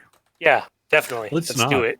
Let's not. Let's go. Let's go No. away from this evil demon spawning fungus, please. What are we doing here anyway? Why are we here? Let's go. Let's go. Let's go. I say to the party. It looks like it is. I mean, you're the one playing with holy water and corpses. Well, I was the one asking if we had to. I did because otherwise, hey, that one was going to touch it. It looks like it is pronounced Zugtmoy. That's another one I gotta kill. No boy. Making a list Here we- every night before I go to bed. Here we go. I Yeah, say get my back with that. list. Checking it twice. Uh-huh. All right. So what are you guys gonna do? Other than these dead demon bodies, the rest of this cave complex here seems to be clear. Continue on to I mean, is it time for a long rest yet? yeah. I don't could know, use one. What time of the day did we start this fiasco? Well, we did 5 minutes of work in the morning, so it's now like 8:05, and now we have to take a long rest again. I would say about half the day is gone, but you are going to need a full day's rest to recover from that damage, though, Utini. Yeah. Well, let's at least take a short rest. Away from the demon spawning Yeah. fungus. And Probably the plan. actually, you actually would get. Or does it say only long rest? Hold on a minute. Let me look. Oh, it says Short rest. Nope, it says specifically long rest, so I'm not going to allow it on a short rest. Yeah, I'm just saying. We just had a combat. We should probably take a short rest and Short rest really won't Carry do on. anything. For Yeah, Oh, you're the right. only. Actually, you're the only one that's hurt. Oh, Calliope's got a couple of points, but you're the only one that's really hurt, Patrick. He's still worthy of a long rest, even though he's the only one. Just saying. Yeah, long rest, not a short rest. There's no point. I don't care. How far away from town are we? You're still a half a day's travel. Well, from town? That's from the Neverlight Grove. It's not a town, but Okay, because if it's a town, then I'm going to be motivated to want to get away from things like evil dark caves full of fungi demons and more in a place that might have, I don't know, say, stew and a bed. Yeah. So, yeah, we need to move. okay. Yeah, it's I'm been fine. it's been a couple of weeks don't- since you've actually slept in a bed and had a hot bath and. all Oh, good that stuff. sounds lovely. I don't need to take a Yeah. long rest right now, so we can keep moving. Okay. I mean, his arm's going to be fine, right? I mean, I've probably still have more hit points than half the party, I'm sure. So Okay. All right. Well- So you guys travel for about another half day. And let me get my little cheat sheet up here. Oh, not that. Go away. And you start coming into an area where the fungus is unlike anything that you've ever seen before. And it's like this wonderland of colors and rainbows and all this different sights and visual symmetry of mushrooms growing and things like this. And occasionally you'll see little winged creatures with glowing wings, flying kind of back and forth. Does it look anything like my time on Pandora? It looks like the picture I just sent everybody. No, not your time on Pandora. And Stool It and does kind of actually. and Stool and Rumpadump both point and do their little telepathic spores, and they say, "The Neverlight Grove, we've arrived." I'm going to turn to the little guy and say, "Hey, what can you tell us about this? Is this safe?" I have not been here since I was first grown, but maybe Rumpadump could tell you more. Rumpadump tells you that there are many circles within the Neverlight Grove, and the circles are overseen by king of the Myconoids, and we live and cultivate our fungus, and we grow, and we all live in harmony. So one of the reasons I ask is there's a lot of mushrooms there, and I'm bringing through a goat, and plus I'm not always all that coordinated. So what would happen if I accidentally stepped on one? Am I like going to be killing someone and depriving someone of their dad? Oh no! Or am I like? He says, "Oh no!" He says, that is not how we are the Myconoids. If a mushroom has legs and feet and can talk to you, and then I would not step on it. But if you look, there are paths. If you stay on the paths, you'll be fine. Only those that tend those groves should be within them. So he basically tells you that there are certain circles or areas within the grove that are maintained by different factions. And those factions are allowed to go in there, but typically outsiders are not, or opposing circles typically don't go back and forth unless they have to. It's a very for intelligent fungus, it's actually a very organized society. Okay, so then great. That's fantastic. Thank you so much for doing that. Step 2 and Step 3. Step 2, odds of demons? ? Step 3, what about stew in a bed?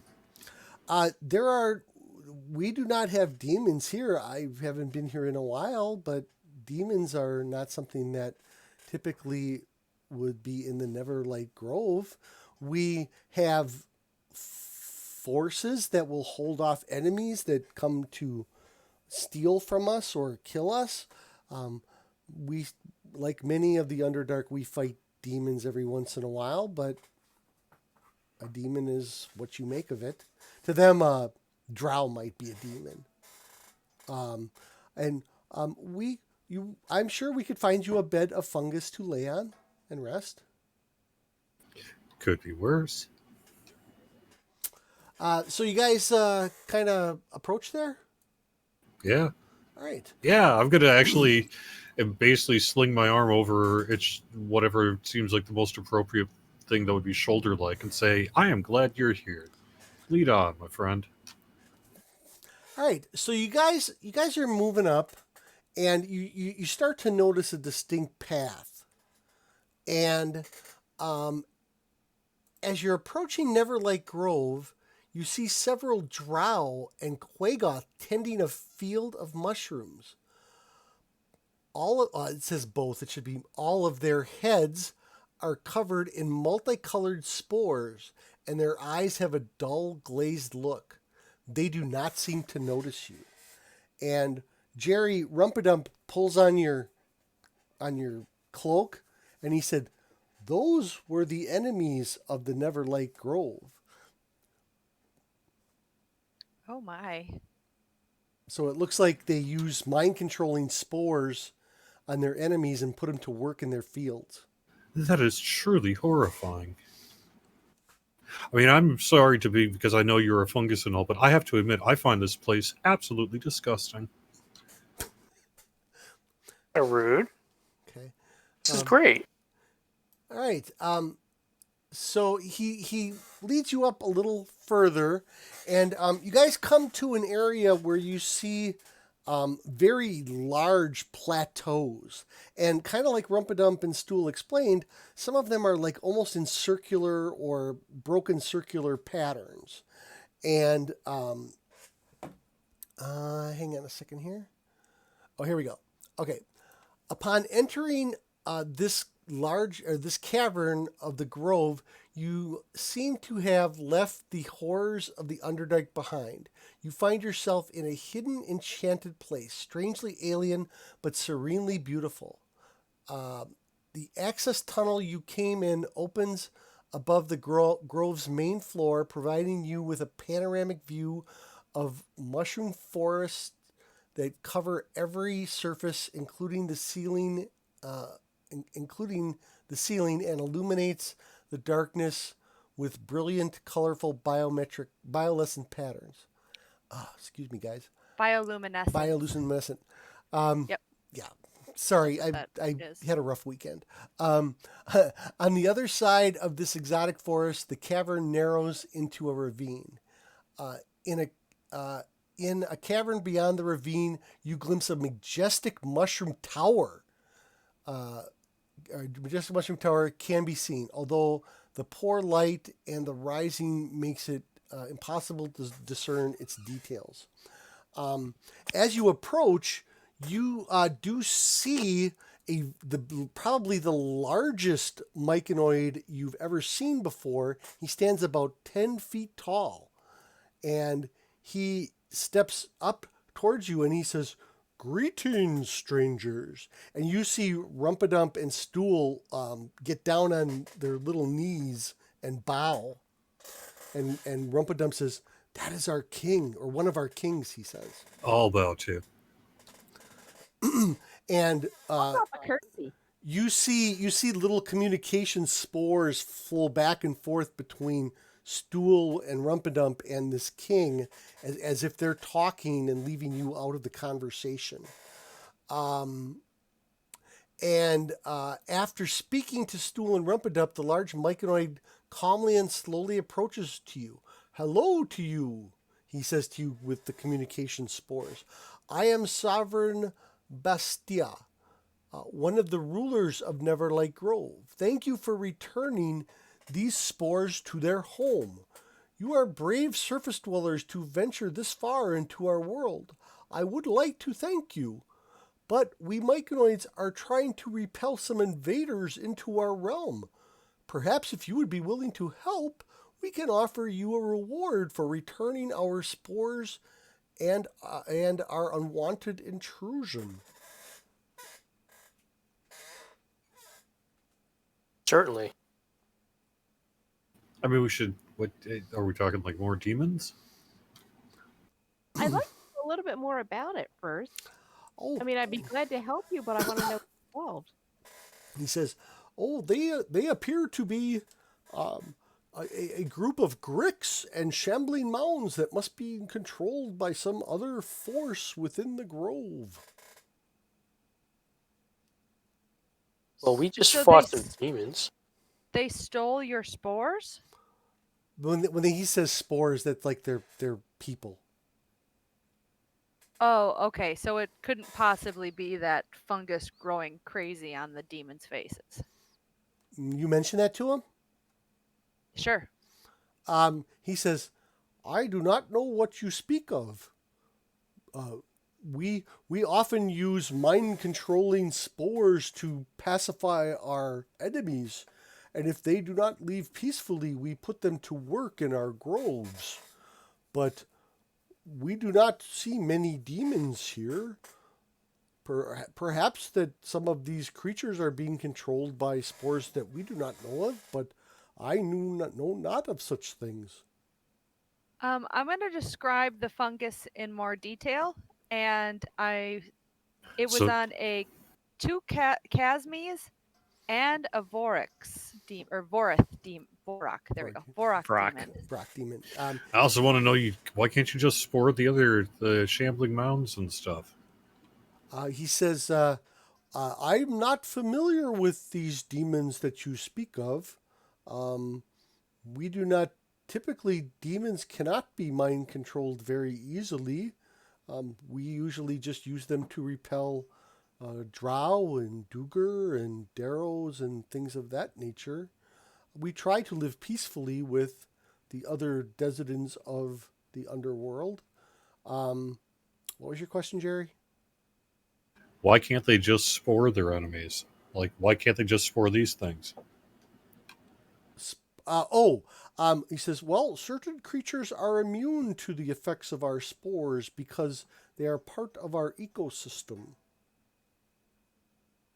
So the shambling mounds are plant-based, and the Gricks kind of probably have built up an immunity to it.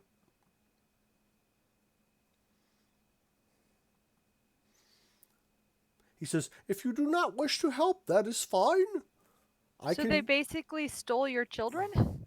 He says, they are attacking our workers in the fields, and they are he explains that every once in a while they'll get intrusions of outside forces, and they often come in to just either wreak havoc or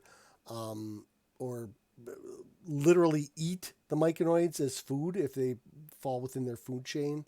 Or they're just random creatures that cause destruction. You guys just happen to have walked in when one of these intrusions were occurring. He says, I have been very busy with some other issues within the grove, and my other king Plilo, I have not seen him in some time. I do not know where he is. It could be that he has fallen victim to one of these attacks. Deeper within the grove. By the way, did we have a long rest here before this combat? You did not. Or before this? We did not? Okay. Nope. So he says, if you do not wish to help us, I understand. I'm not saying that. I mean, how many are we talking about? I do not know. I have not been there. And the little spores that have returned have said that there were many and they were large. So I am. Well, are we going to have like 100 people with us or what? No, it's just you guys. They were many and large. Can we talk to any of the little spores that returned? That's a great question.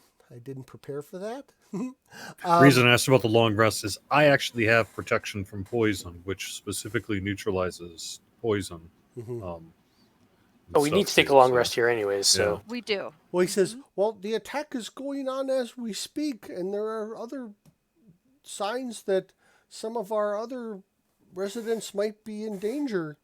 If you do not wish to help us by the time you do your long rest, well, that may be too late. No, I mean, no. We are here to help. We will help. We can't. Have you heard of the demon lord Zugtami? Yes, we know of Zugtami. He's here. She's not here that I know of. Maybe there are many myconoid communities that venerate her. We do not. We do not praise her or speak well of her, but we do not openly make her angry either. We try to live in peace and harmony. The issue is that if we go without a long rest and we don't know how many enemies are out there, I only have one spell left, and I don't have any of my channel divinity or my bonus action, or I'm sorry, my action surges or anything like that. If we just charge forward, we could be charging into death, and then we haven't helped anything. Well, yeah, I'm with her. Absolutely. I agree with her, yes. Tomorrow morning, we will go help you. No problem. Well, I believe tomorrow morning will be too late. I will escort you out of the Neverlight Grove then. I am sorry that you felt that you could not help us. We keep saying we're not going to help you. We have to. Well, this intrusion is happening now, so he needs it dealt with now. He doesn't need it dealt with after an 8-hour rest or whatever. So he's asking for your help now. If you're not willing to give your help now because you want to rest, which you had an opportunity to rest before you got here, then I'm sorry. Then he's going to ask you to leave. We must deal with this intrusion. I will have to ask you to leave, and you please have a good long life in the darkness of the underworld, he says. Well, I'd like to point out to the DM that if we had taken a long rest, we'd be here 8 hours later and the intrusion would be over. You know that's not how the adventure works, right? So goodbye, and be well. Come, Rumpadump and Stool. You come with me, and we will go to our deaths trying to protect Oh the God! Neverlight Grove. Now, if they have to go, no, not if they're gonna die, then we're gonna. I'm not going to let them. Happen to Rumpadump and Stool. Fine, we'll kill yourself, but we're not ready for it. So they turn to leave. They start walking away, and Shushar says, "Goodbye, my friend Stool.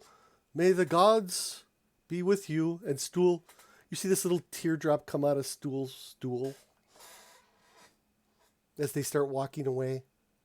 Do you stop them? Goodbye. I don't think it's a really good idea, but goodbye. I'm gonna go with him. Okay. Show me the fight. Okay. Utini's like, I'm up for it. Let's go. All right, I'm going to. I'm just gonna shrug my shoulders and say, I thought I was pretty clear about this. Okay. Beavis. Ready? Sort of. Okay. Kind of. Not really, but okay. Calliope. Let's do it. Okay. Eldeth. Ugh, fine. Drac, you've been suspiciously silent. What's the worst that could happen? Hey, at this time, I'm not unconscious yet. Okay, so Jerry already had a nap. What's his problem? Wow. All right, so the sovereign's walking away. You're like, stop, we'll help. And he turns around and he goes, oh, that's wonderful. He talks to him and Rumpadump communicate a little bit and says, Rumpadump will take you to the area where we believe the Gricks and the Shambling Mounds are mounting an attack against our groves. I, on the other hand, will try. I have to find our other sovereign and find what happened to him, and maybe rally some of his fighting myconoids to our assistance. I might be grumbling under my breath. Oh, so I thought I was getting stew. So instead, I get to fight gigantic stinking monsters. Maybe we should have. Why was I in such a hurry to get here now? It's my understanding that with a little seasoning, Gricks are actually very tasty. Ooh, hey, that's good news. Oh, very good. Okay, so so Rumpadump will lead you to where this attack is supposedly happening. Meanwhile, Stool and Shushar will go with the sovereign. What's his name? Sovereign. Oh, I scrolled down too far. Sovereign Bastia. Okay. You guys go. I'm really not great about this. I just want you guys to know, because didn't he say they used the fungus for mind control, and they were all over the faces of those things we just fought, and he's a little too manipulative. No, hold on. Good vibes about this. Hold on, let me be clear. So you guys walk past the drow and that were mind controlled in the field. The spores. The demons we fought back. No, at that. well, hang on, I'm getting there. So the spores that look like were mind controlling them were very. They were just sitting on their head, the little bit of fungus on their head, and they were mind controlling them. The ones on the demons were misshaping their faces and contorting their features, and little tendrils were drilling into their skulls and causing extreme pain. So what the myconoids do when they mind control their enemies is much different from whatever it was that you saw. So whatever you guys saw Okay. on the other demons is not what they typically do here. So there's It's something else Still weird mind going control. on. It is, but you know, they're not they're a passive aggressive community. So I mean, it just doesn't hurt as much, but it's still mind control. Correct. But if somebody attacks you, they instead of killing them with a sword, they mind control them. That's their defense mechanism. Whereas what you saw happen to the demons was something very radical compared to that. Even dare I say evil compared to, what the Myconites do. So, okay. Really? All right, I'm going to close that. I'm still not hugging any mushrooms anytime soon. I'm sorry. No problem. Hey, actually, I did put my arm around that one guy's shoulder. I That's because I Jerry, or one person's shoulder. Jerry, I understand completely. Okay. You guys, let me kind of zoom in here. And let me just reposition this a little better in the game.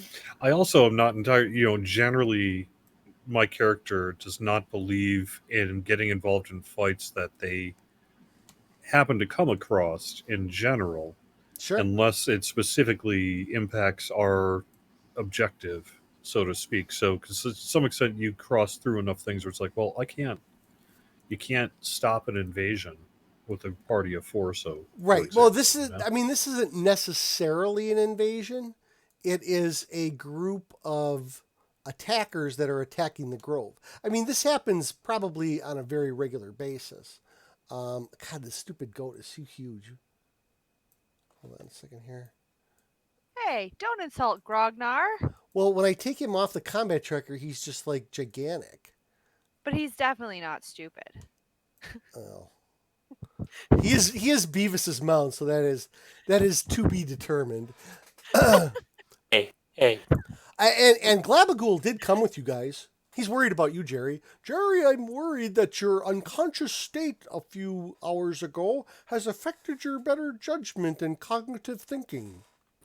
Why, Glabagool? I actually care deeply about what Glabagool thinks. Okay. And Utini, we'll put you right up front there. Why, Glabagool? What am I doing wrong? I'm sorry, what was that, Jerry? Why? I care deeply. Jerry the Cleric cares deeply what Glabagool thinks. So what is, and if Glabagool says I'm doing something wrong, like whatever, and I know that I've been mind controlled myself not that long ago, I want to make sure I'm not like being mind controlled. So I want to go to Glabagool and be like, Glabagool, what was wrong? What did I do wrong?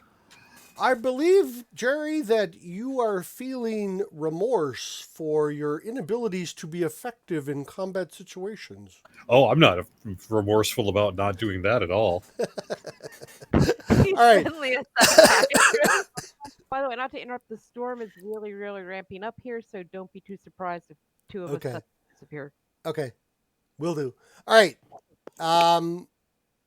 Bottom left corner of the map, you will see your intrepid band, and there is a tunnel that leads. So you guys, there, like I said, there's many plateaus that this whole Neverlight Grove exists on.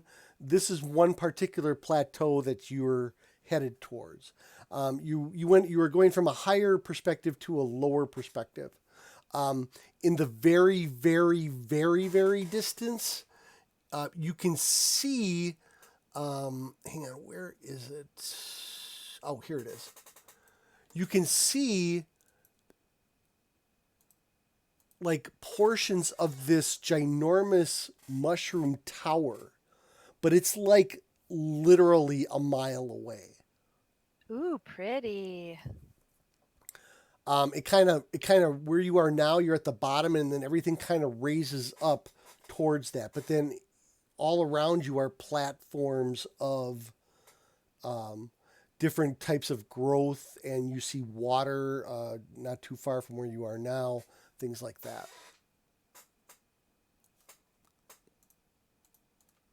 All right. Put yourself in whatever marching order you wish.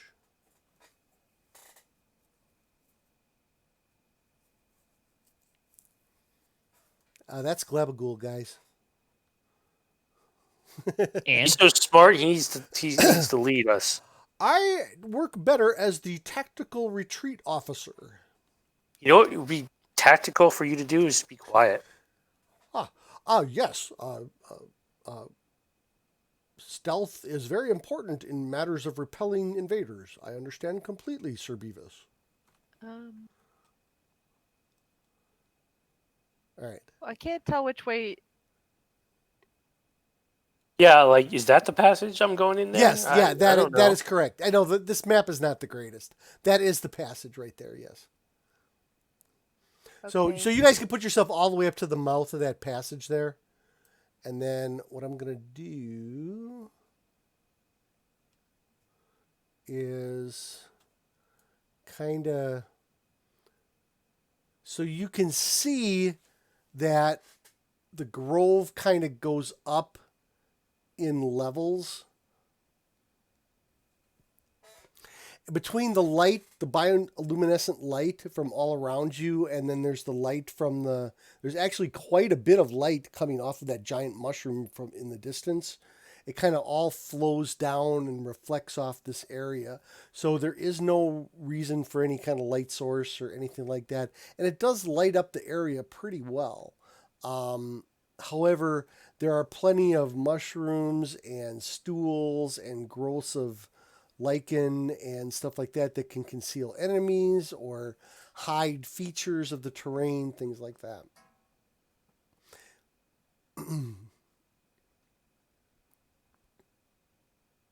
Where to? Don't see anything. Just big open. Nothing. Yep. At the Are you moment, coming with us, Drac? There he goes. Yeah, I was lagging for a second. no problem. All right. Which way, Beavis? North.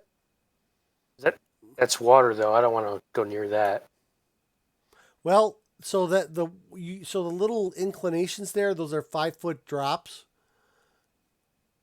I mean, and you're basically walking through probably knee-high grass and fungus.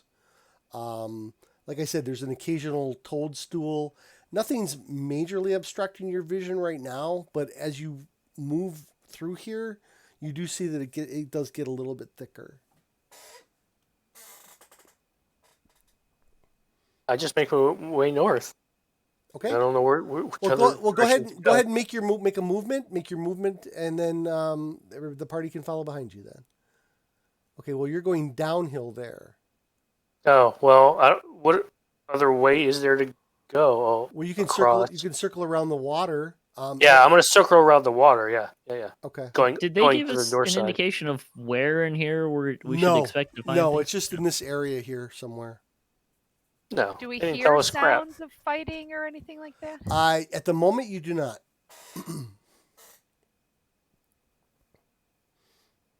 They give us more So information. then that is actually a cliff, a drop off into the water, or is the water raised up compared to the ground? No, it is a drop. It is a drop down into the water a couple of feet. Not huge, just a couple of feet.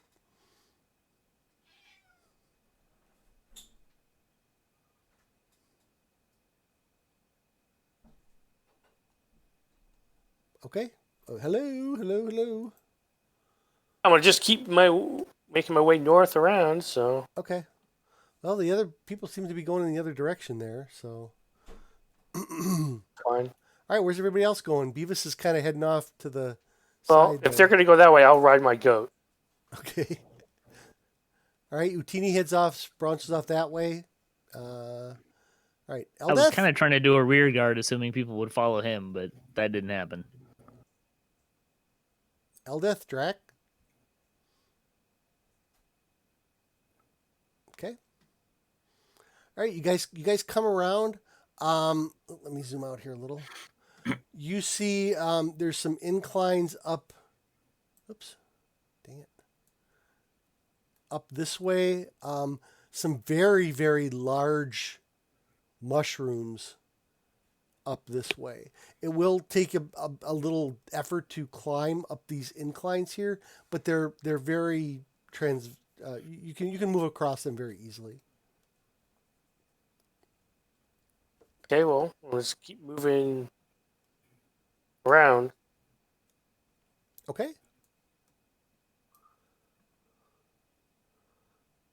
All right. You really don't see a whole lot in the let's see here. As you come up on Beavis, as you're coming up on this area here,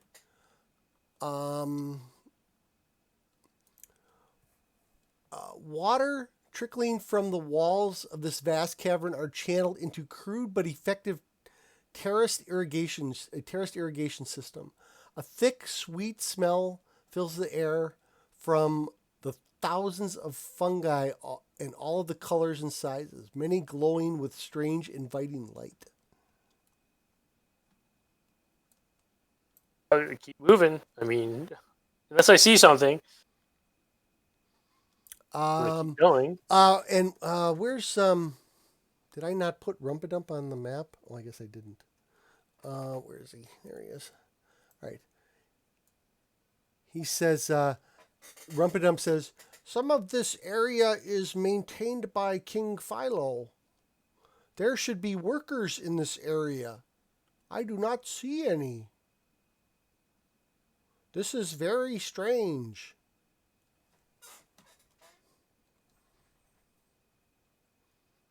I ignore him. Whatever. I just keep going. Okay. Keep going. Okay. You keep until going. I see something. Yep. And Grognard will sit in the back. Okay. I'm not gonna ride him.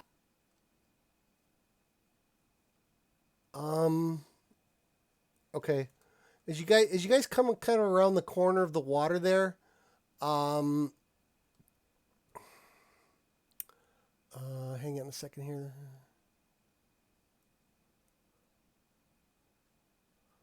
All right. Beyond the mud and mushrooms that spread across the cavern, a large clear pool sits amidst of the fungal grove. That's the big pool you guys are kind of circling right now. A central mound seems to be the only dry spot in sight, although a small cliff raises up above the cavern across floor, far across the clearing, with giant mushrooms visible in the distance. Bioluminescent fungi trace strange constellations across the cavern ceiling and walls, showing the darkness of the ravine and the mist-shrouded smaller cavern beyond. So what you guys kind of see is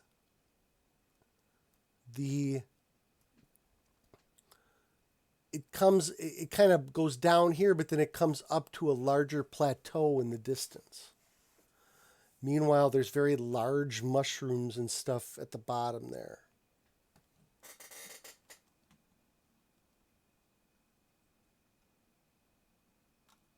Well, I mean, unless we're in a combat stance or something, I guess I would just say let's explore. If we think this is where it's supposed to be. Mm-hmm. Rumpedump says, I believe there is a way to get up to the upper level from the far side, if I remember correctly. It has been many, many cycles since I've been here. Wait, so that's higher than like 5 feet, like the other ones?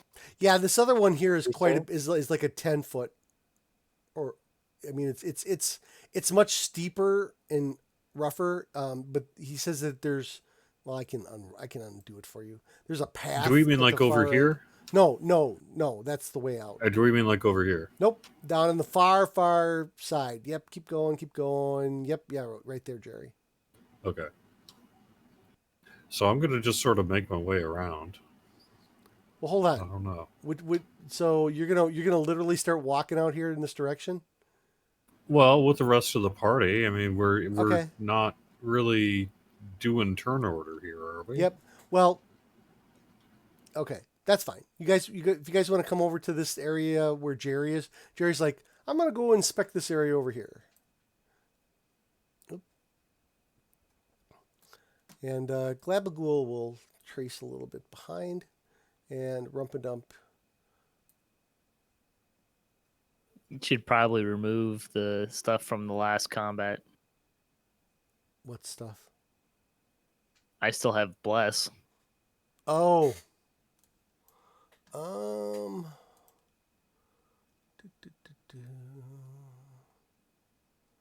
Is that Aura of no? Oh, that's Beavis. I can't take my own bless off, I guess. Really?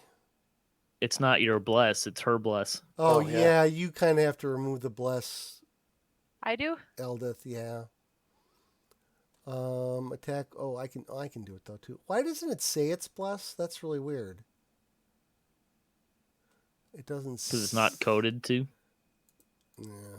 You can write it in there, but it I- doesn't it codes automatically, so it doesn't usually Yeah. give the name. I I don't know how to remove it. I got it, Eldeth. I got it. Okay.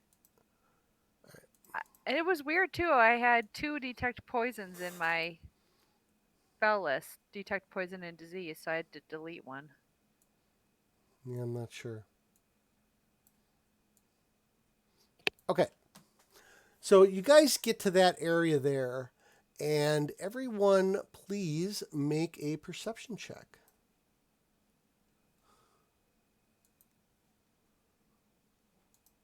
The cleric is AFK. Okay.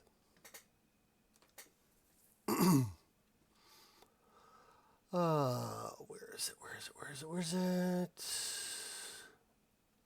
There we go.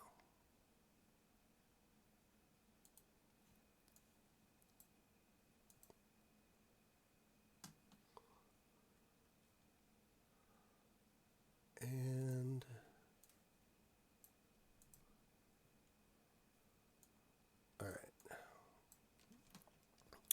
all right. Beavis is busy playing with his goat. That Oh, sounded yeah. better in your head, didn't it? All right. Yeah, who you calling goat? Who you calling a goat? Yeah, he has a name. All right.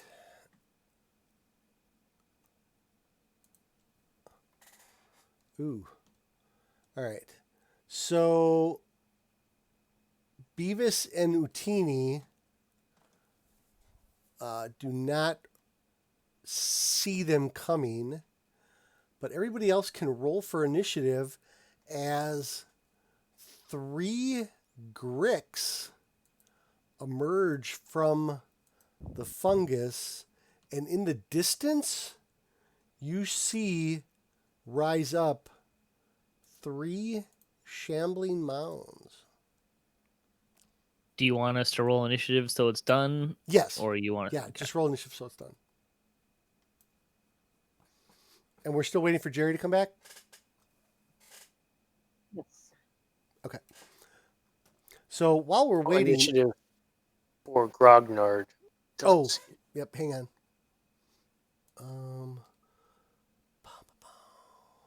So how do I roll... How do I roll off an NPC sheet? Because before it rolled automatically when I threw them on there. Well, I mean, he's got his attacks and stuff like that on there. You could roll that, but I am there's no spot particularly that motivated. says initiative. Yeah, it was just. I mean, I could just make a straight up dex roll. I did it. Well, what's your initiative? I'll just say it goes on your initiative, 13. Okay. Well, that's what I rolled too. Are you back, Jerry? I am indeed. Okay. What I was going to do while you were gone is I was going to let Even plug her stream from today. Were you going to be doing that more often? I don't know. Okay.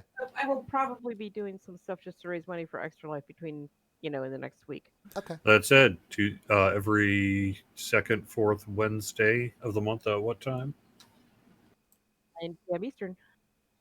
On twitch.tv/CoboldEven. Cool. Maybe we should talk. All right. Jerry, did you roll for initiative? If you Yes. did. Oh, you did. Okay, great. All right. So for the first round, Beavis and Utini are surprised. The Gricks kind of make a quick appearance out of the underbrush and they press in and attack. And you guys have seen Grix before. Actually, you fought some back when you were storming that castle.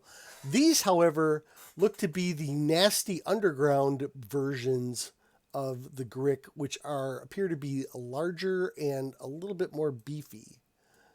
And, oops, well, I should probably move them individually on their initiative. So we'll say round 1, Grick number 1. He's going to step up here and, oops, that's too far. And we're just going to go 1, 2, 3, 4, guys. And that's going to be Jerry. Maybe. I'm like the least offensive person there. I'd seriously, that person would be like, well, okay. You know, maybe they would just want to get it out of the way, I guess. This particular Grick has a human flesh fetish, so it. Let's see. Grick makes 2 attacks, one with its tail and one with its tentacles. Okay. And see, this is exactly why my Jerry the Cleric did not want to be in the lead of the party here. Okay. I was just saying, I could have been having Sure. stew. And Instead, what do we got? And we got a natural 20. But no special critical effect. And Jerry, you are going to take a little bit of bludgeoning damage. 17 points. Ouch. And we're going to get a tentacle attack as well, and that's going to miss. What does the beak attack do? Oh, okay. The other, okay, we'll move to the next one. And that's going to be this one. And he's going to move up here and attack Beavis with a tail. That would be a miss. And a tentacle, a 3 and an 8. That is not going to cut it.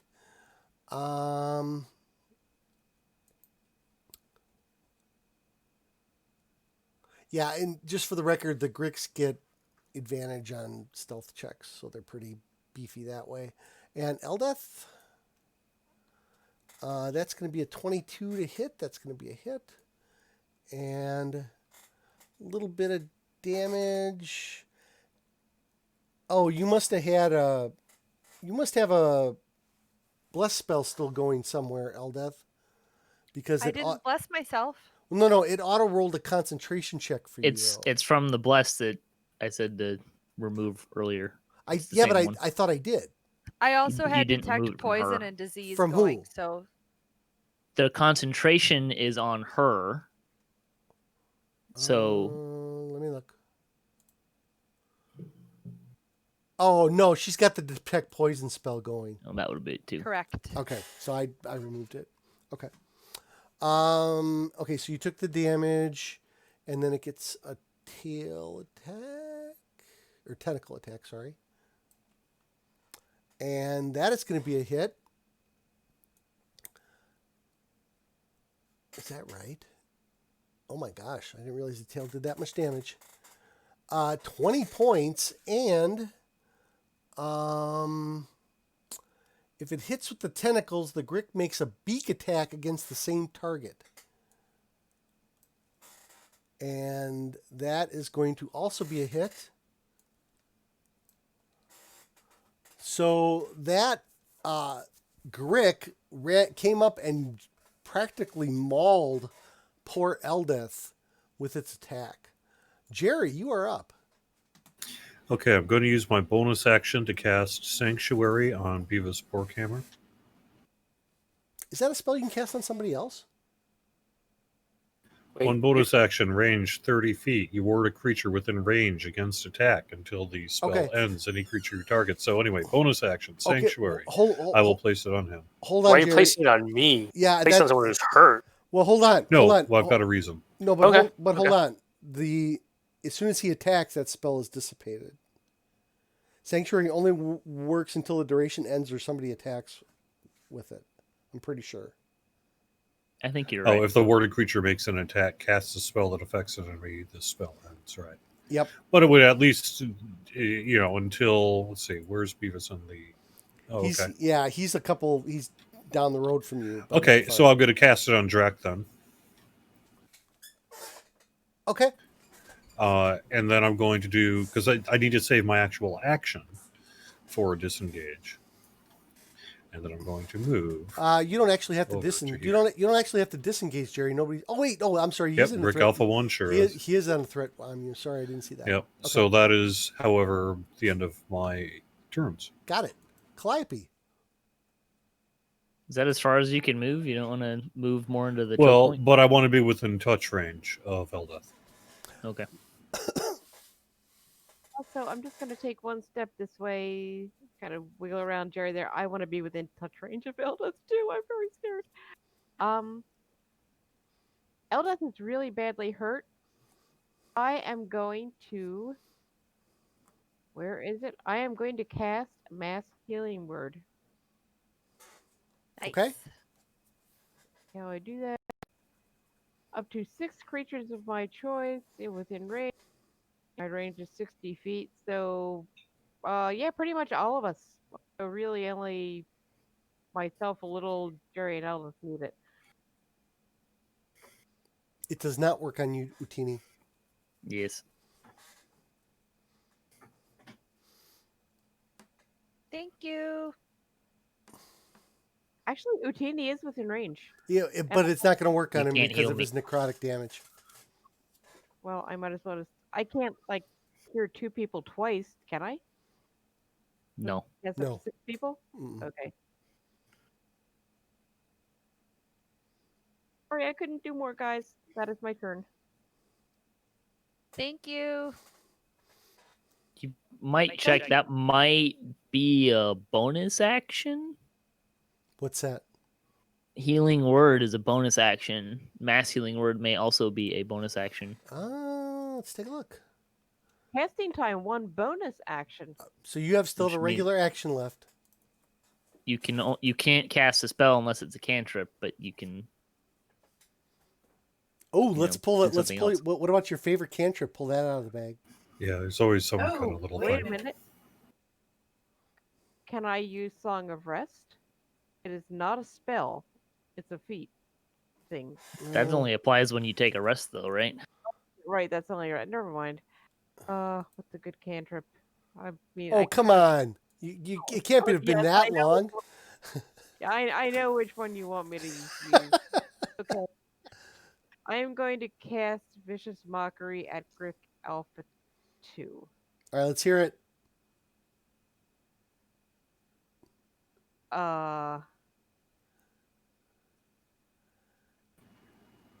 They say you're a fun guy, but I don't think so.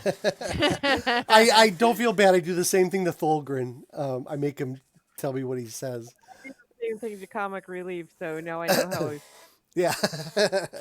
All right. All right. Go ahead and drag the save onto him. Oops, I did that wrong. Does that not work? Oh, he needs to make a wisdom saving throw. Right, and but you should be able. Yeah, but what you would usually do is There drag it the is. save onto him. Yeah, for some reason it wasn't opening the first time. Okay. Ooh, natty 20. And actually, I think you got to share a Wait, language anyway. They might not understand common. All right. All right. Utini's surprise. Beavis is surprise. He'd not understand you as long as it can hear me. I just checked. Oh, okay. That's Okay. Just for grins, I'm gonna roll. Take the first one. Perception for Grognard. Grognard can act in this round if he wants, Beavis. Oh, sure. Why not? Can you move him? Mm-hmm. Okay. Well, what are you gonna do? I sent you the sheet. There we go. He runs. Okay. All right. Let's see. Rumpadump is not going to do anything. All right. You guys catch in the distance these shambling mounds, and they move a whole 20. So actually, let's put them in a square that makes sense here, since they weren't in a good square. All right, so 5, 10. I can't do that. 15, 20, and then 5, 10, 15, 20. They are a shambling. Drac. Man, this is pretty bad. These things are tough. Question: how tall are these Gricks? Gricks are... These particular Gricks are large. They don't really give a height. That's not really part of 5th edition. It's more of a So, size. I couldn't shoot over them, probably. Well, if you were gonna try and target the... Well, it depends. What are you gonna shoot with? Fireball over to the shambling mound. I'll allow it. Yeah, you could probably chuck a fireball. Is that off the staff? Yep. All right, let's see that charisma check. Crap, I forgot about that. Yeah, Come on, RNG. But you went up a level, so you're in much better shape now. Oh, that's true.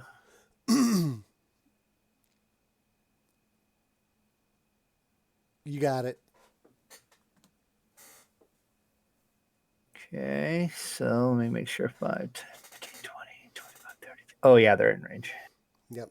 And you can reposition it. So staff, Drac raises up his staff, and the little gem on the end glows, and you see a fireball shoot out of it right towards the shambling mounds. But let me remind me how I can target all 3 of them again. I forgot how to do that. Control, click. Control and click each one of them. There we go. Nope. Yep, you got it.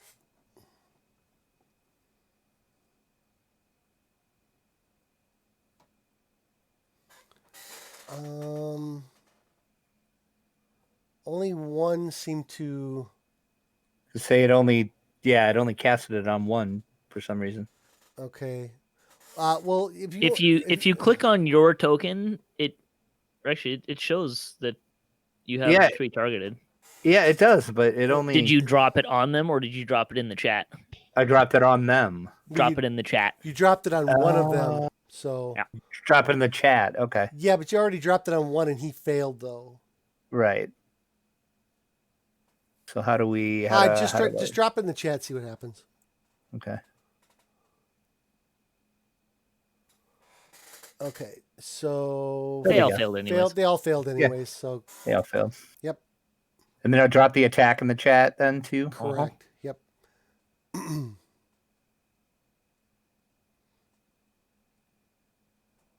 right. Ooh, good damage. That was partially resisted. Now, I saw that. At the end of your turn, you probably want to unselect them. It's up to you. Okay, yep. Just to avoid complications later. Right. Oh, and I got to check off All right. Cool. All right. Done? Yes, sir. Eldeth. Okay. Okay, I am going to, as a bonus action, use my limited well of stamina for a second wind and regain hit points equal to a die 10 plus my fighter level. Oh, okay. So die 10 plus 4. Go ahead and roll that. Good roll, young lady. Nice. All right. So you get 14 back. So... You hear Eldeth swearing like a dwarven sailor in dwarf. You see Beavis's ears cringe. There we go. His ears cringe. I feel like he. I don't even know what the hell's going on. I mean, I haven't had a chance to react yet. Like, are we in combat? And then I am going to cast Bless on. Now, Drac, do you have to roll like to hit rolls with your spells? Some of them. Some of them? Yeah. You can do bless on yourself too, you know. Okay, then I will bless Beavis, Eldeth, and Utini. Okay. All right. Is that all you got? I'm still doing it.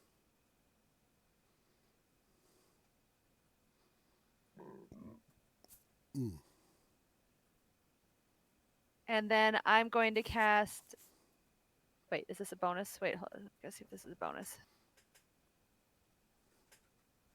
I don't think bless is a bonus. I No, I'm doubt it. looking at my cantrips. Oh. I don't. Sacred You Flame. probably don't have one there. Sacred Flame is a bonus, I think. No. Oh, no, No, it's it's not. Oh, no, it's not. Nope. I think it's an action. Yeah, it's an action. Ooh. So then, yes, I am done. I just noticed my phone, which I'm watching the stream on, is nearly dead. All right. Okay, and you are done. Okay, great. Glabagool, Utini Glabagool comes up behind you and he says, Utini, there's a fight going on, but something else is happening in this cavern. I'm getting a very odd sense. A presence I have not felt since... Then he stops.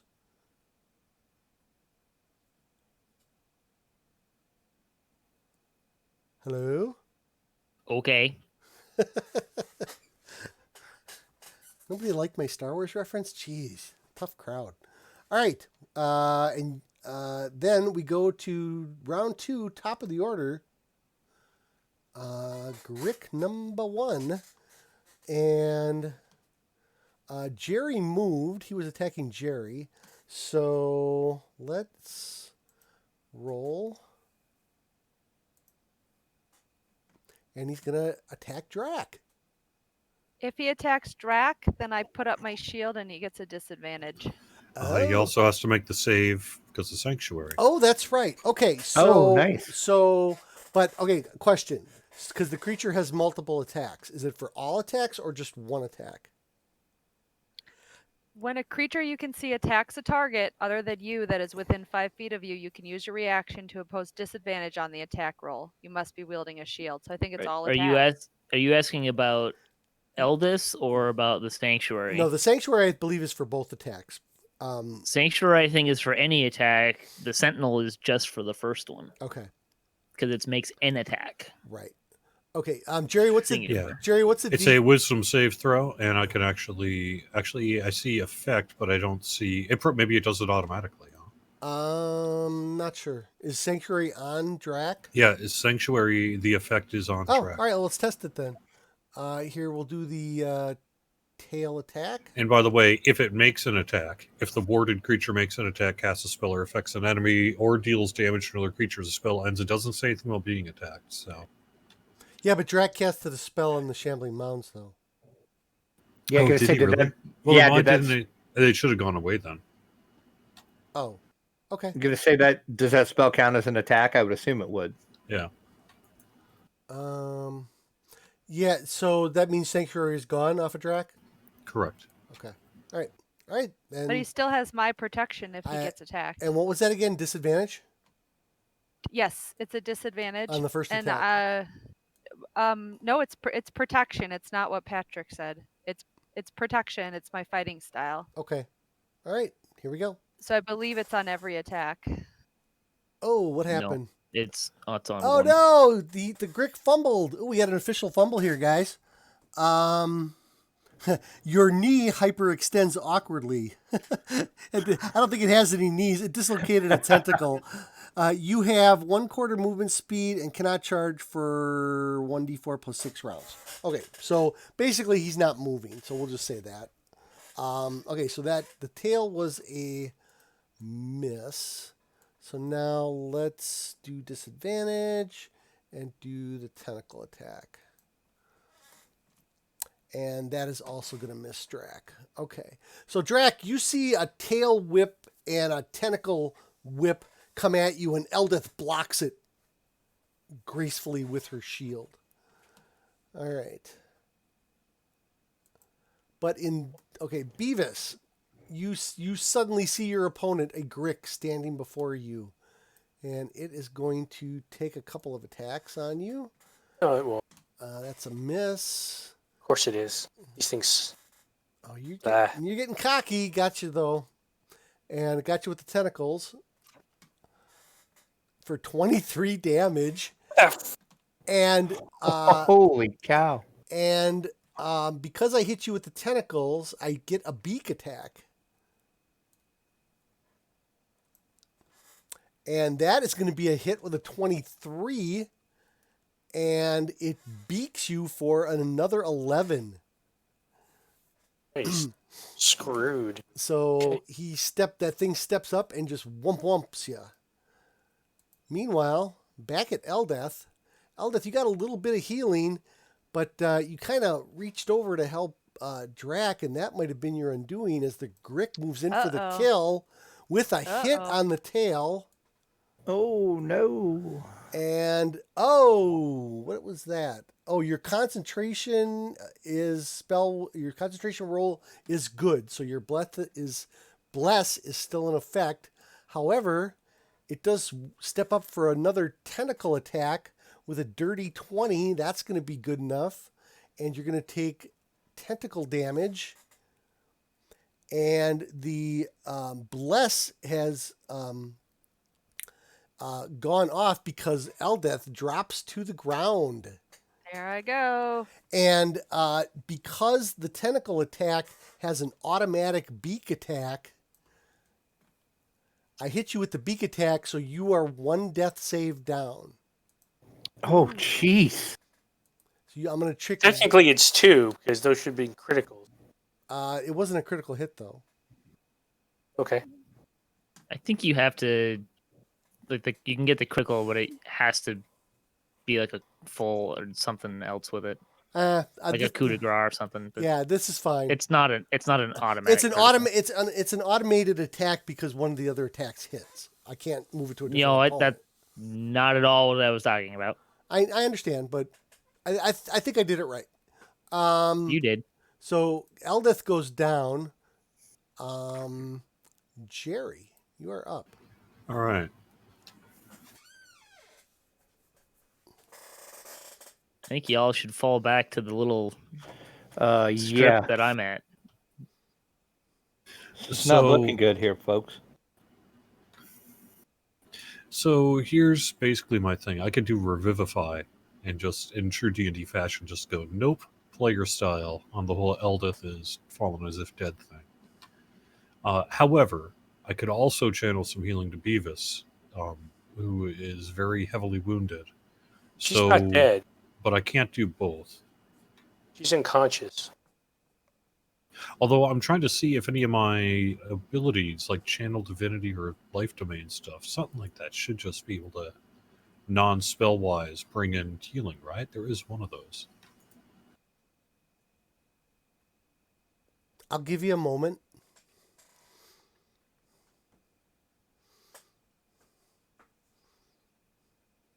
We need the Final Jeopardy music right now.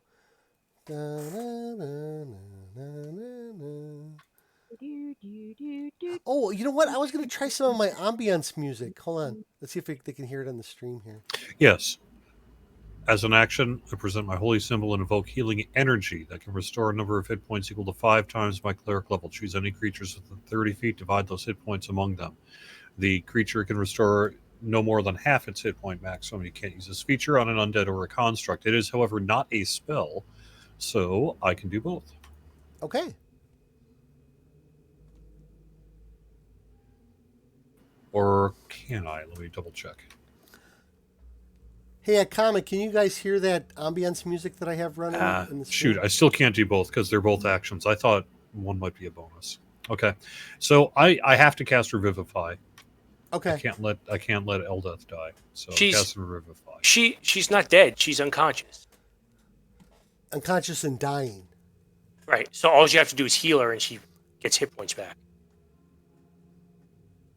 Oh, really? Mm-hmm. Yeah. Yep. Mm-hmm. So yeah, just a simple heal. Okay. Because great. She well, then I'm going to do a healing word. Then I'm going to do. Well, see, the thing is, they're both spells, though. So, Oh, but I could do Channel Divinity as my action, Healing Word as my bonus action, and then I can do the double healing, because the Healing Word's going to be coming from a spell.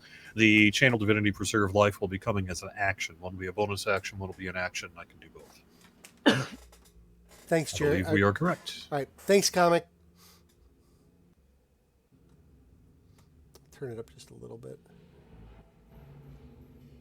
Okay, so I did 8 points to Eldeth. Okay, she regains consciousness. You are on the ground, though, Eldeth. Thank you. And then Channel Divinity Preserve Life, I can do up to 30, but it can't be more than half your total hit points, so we'd have to figure out what that is. Let's see. She's currently... No, this would be on Beavis. This would be on Beavis. Oh, on Beavis.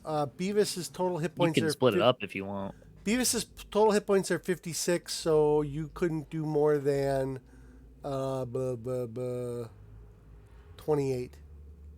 Okay, No, so 20. let's do 20 on Beavis and the rest on Eldeth. Eldeth is a cleric. I know Eldeth is a cleric and do some self-healing if Right. needed. So Besides, speaking of which, I also know that I am level 6 in my Blessed Healer, so when I cast a spell of first level or higher restoring hit points to a creature other than myself, I regain hit points equal to 2 plus the spell's level, and healing... the Healing Word was just level 1, so I get 2 hit points back. okay. Or 3 hit points back.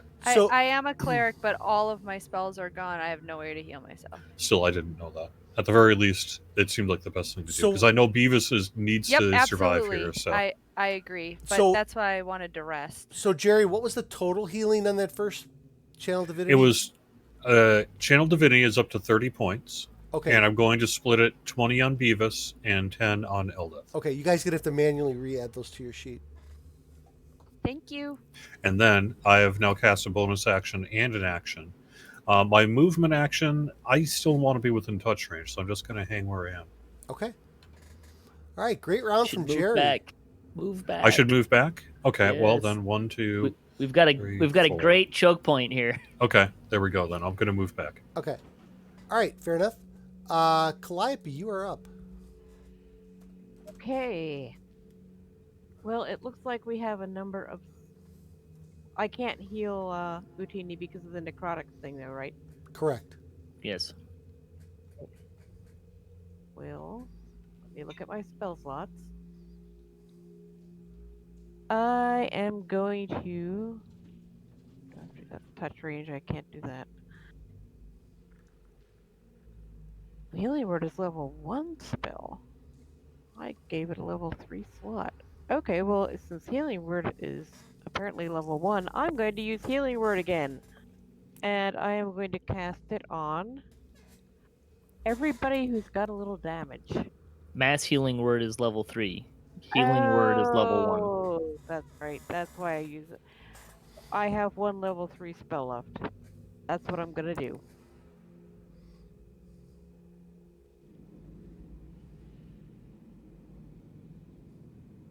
Does no good to Utini, right? Correct. Yep. Everybody else takes 8. Oh, shit. I should have actually... Is anybody else even injured? Beavis. Yeah, I am too. And Eldeth. And you guys can drag it right from the chat, too. If you only have to roll it once, you can just drag it right from the chat onto yourself.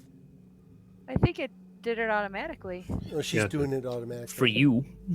Oh, You can also do the targeting thing and drop it in the chat and have it hit everybody. And There's a bunch of ways you can do it. Yep.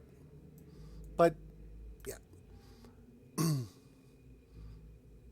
So was that... And Was that that was a bonus action, right? So you still have an action left? bonus action. You know what I'm gonna do. It's ineffective, but I'm gonna do it. Actually, now that I think about it, I'm not quite sure. Let me see here. These You're things. not quite these ready these- for my brilliance. and no, efficiency. no. These things have creature intelligence. They're not going to be. They don't understand your language. Doesn't matter. They only have to be able to hear me. Oh, okay. Never mind. Your mother was You a unleash garden a snake. String of insults laced with subtle enchantments at a creature you can see within range.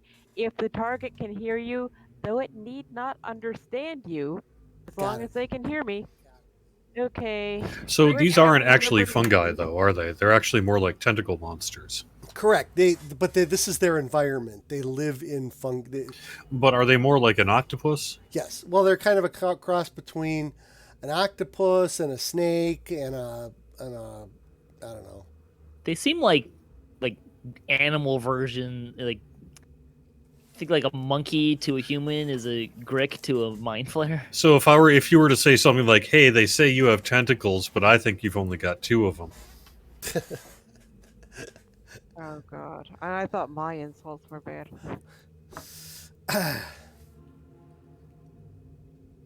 You look like you don't have a spore to spare. And he failed. Go ahead and roll damage. Oh, you get 2d4 now. Yes, because I've passed whatever level that is. Yeah, well, that's it. Ooh, He's disadvantage. Yes, disadvantage on its next attack roll before the end of its next turn. and which one was that? Number 2? Number 2. Okay, the one by Beavis. Okay. All right. Are you done? I'm done. Utini. Wait, Calliope, fall back. Fall back. What do you mean? What do you mean Mo- fall back? Get out of the choke point. Oh. If you Patrick, if you want, you can use the square next to Eldeth. That's enough room for you to stand. That's not what I'm going for. I'm trying to get people to move back Hey, into the little. Like here, The- is that okay? No, what I'm trying to like, if you all go back in here, right? There's only a there. limited direction from whence they can come and attack us. Okay. That's what I'm kind of going for. That works. Oh my god, I just agreed with Utini. Well, stranger things can happen. I'm gonna move here, and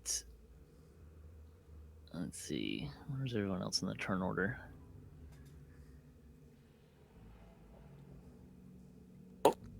You and me go on the same turns, same number, so. Yeah, and Drac and Eldeth are coming. So I'm gonna move here. I'm going to rage, and then I'm going to ready an action to attack whatever comes in my range first.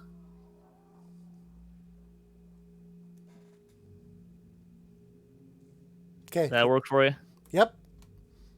All right. Cool. I need to move the map so I can find the rage. All right. Beavis. Yeah, I'm gonna have to step back too.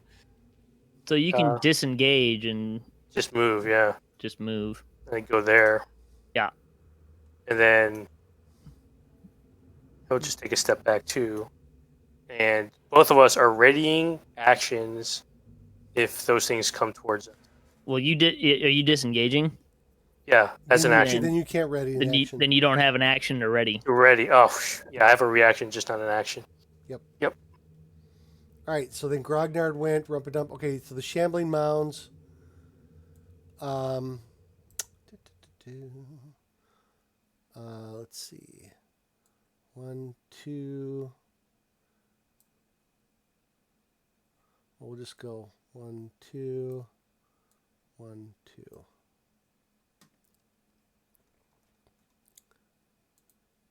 Drac. Okay. Disengage. You might be able to zoink. Do you want me to move back, or do you want me to shoot at something? I mean, do you want to be in the front? Well, not particularly. Yeah, you need to move. Yeah, Definitely move. I'm gonna disengage. Okay.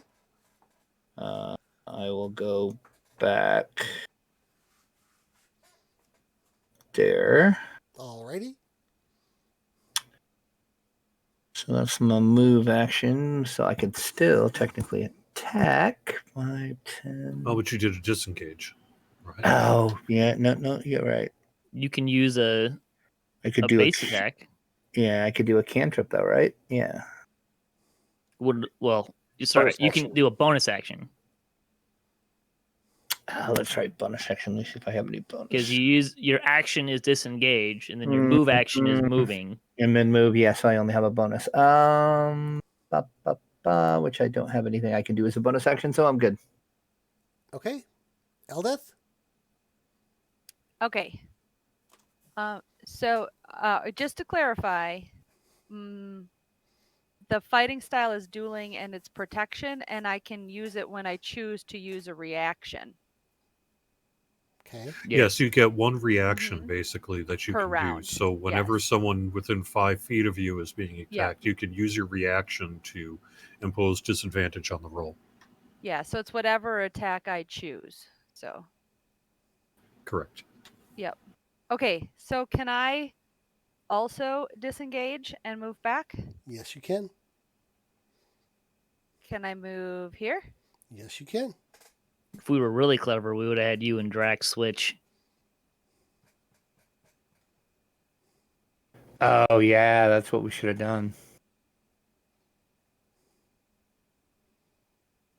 You done, Eldeth? Well, do you want me to? I can continue to move. No, you. No, you're Oh, fine you're where you fine. are. It's good. Yeah. If you were where Drac is, then you could use your sentinel on or your protection But thing on either of You're not me done or moving. You Beavis, could but- push Trek out of the way. No, she That- can't. Went to the water. He doesn't care. Well, she could move to the other side of Drac if she wanted. Yeah, and On so the- you in can the just sort water? of shuffle it that way. There's a Yeah. little bit of ground in that one. I'll give it to you. Okay, then yeah, I could have moved through Utini and Beavis and gone there. Yep. You done? I'm done. All right. Suddenly, Glabagool, he says, "My friends, look!" And his Glabagooly gelatinous thing forms a hand that points up to the cliff to the side of you, and you all kind of glance up that way, and a body comes sailing off of that cliff. It hits this mushroom and lands a bloody mess in front of you. And unfortunately, I don't have a token, but we'll put this big red blood stain there. Okay. So there's something you don't see every day. And you look, and as this humanoid is falling, it's screaming at the top of its lungs. Ah! And it lands, and it continues to scream even as it hits, and its internal organs shatter from the fall, and it's sitting there in this bloody pulp, and it's still screaming as fungus is growing out in its face and tearing out its eyeballs and just burrowing into its skin. And you notice it's a drow. It's a female drow of some kind. Big drow. And what do you mean big? No, she's just a regular It's human. currently large. It's a blood spot on the thing. Anyway, and it screams, and with its one good eyeball that hasn't been plucked out yet, it looks up at you and it says, "Run!" And the fungus rips its face out, and the shudders, and she dies. And that's where we're going to end tonight's episode. I mean, I probably get a bonus action for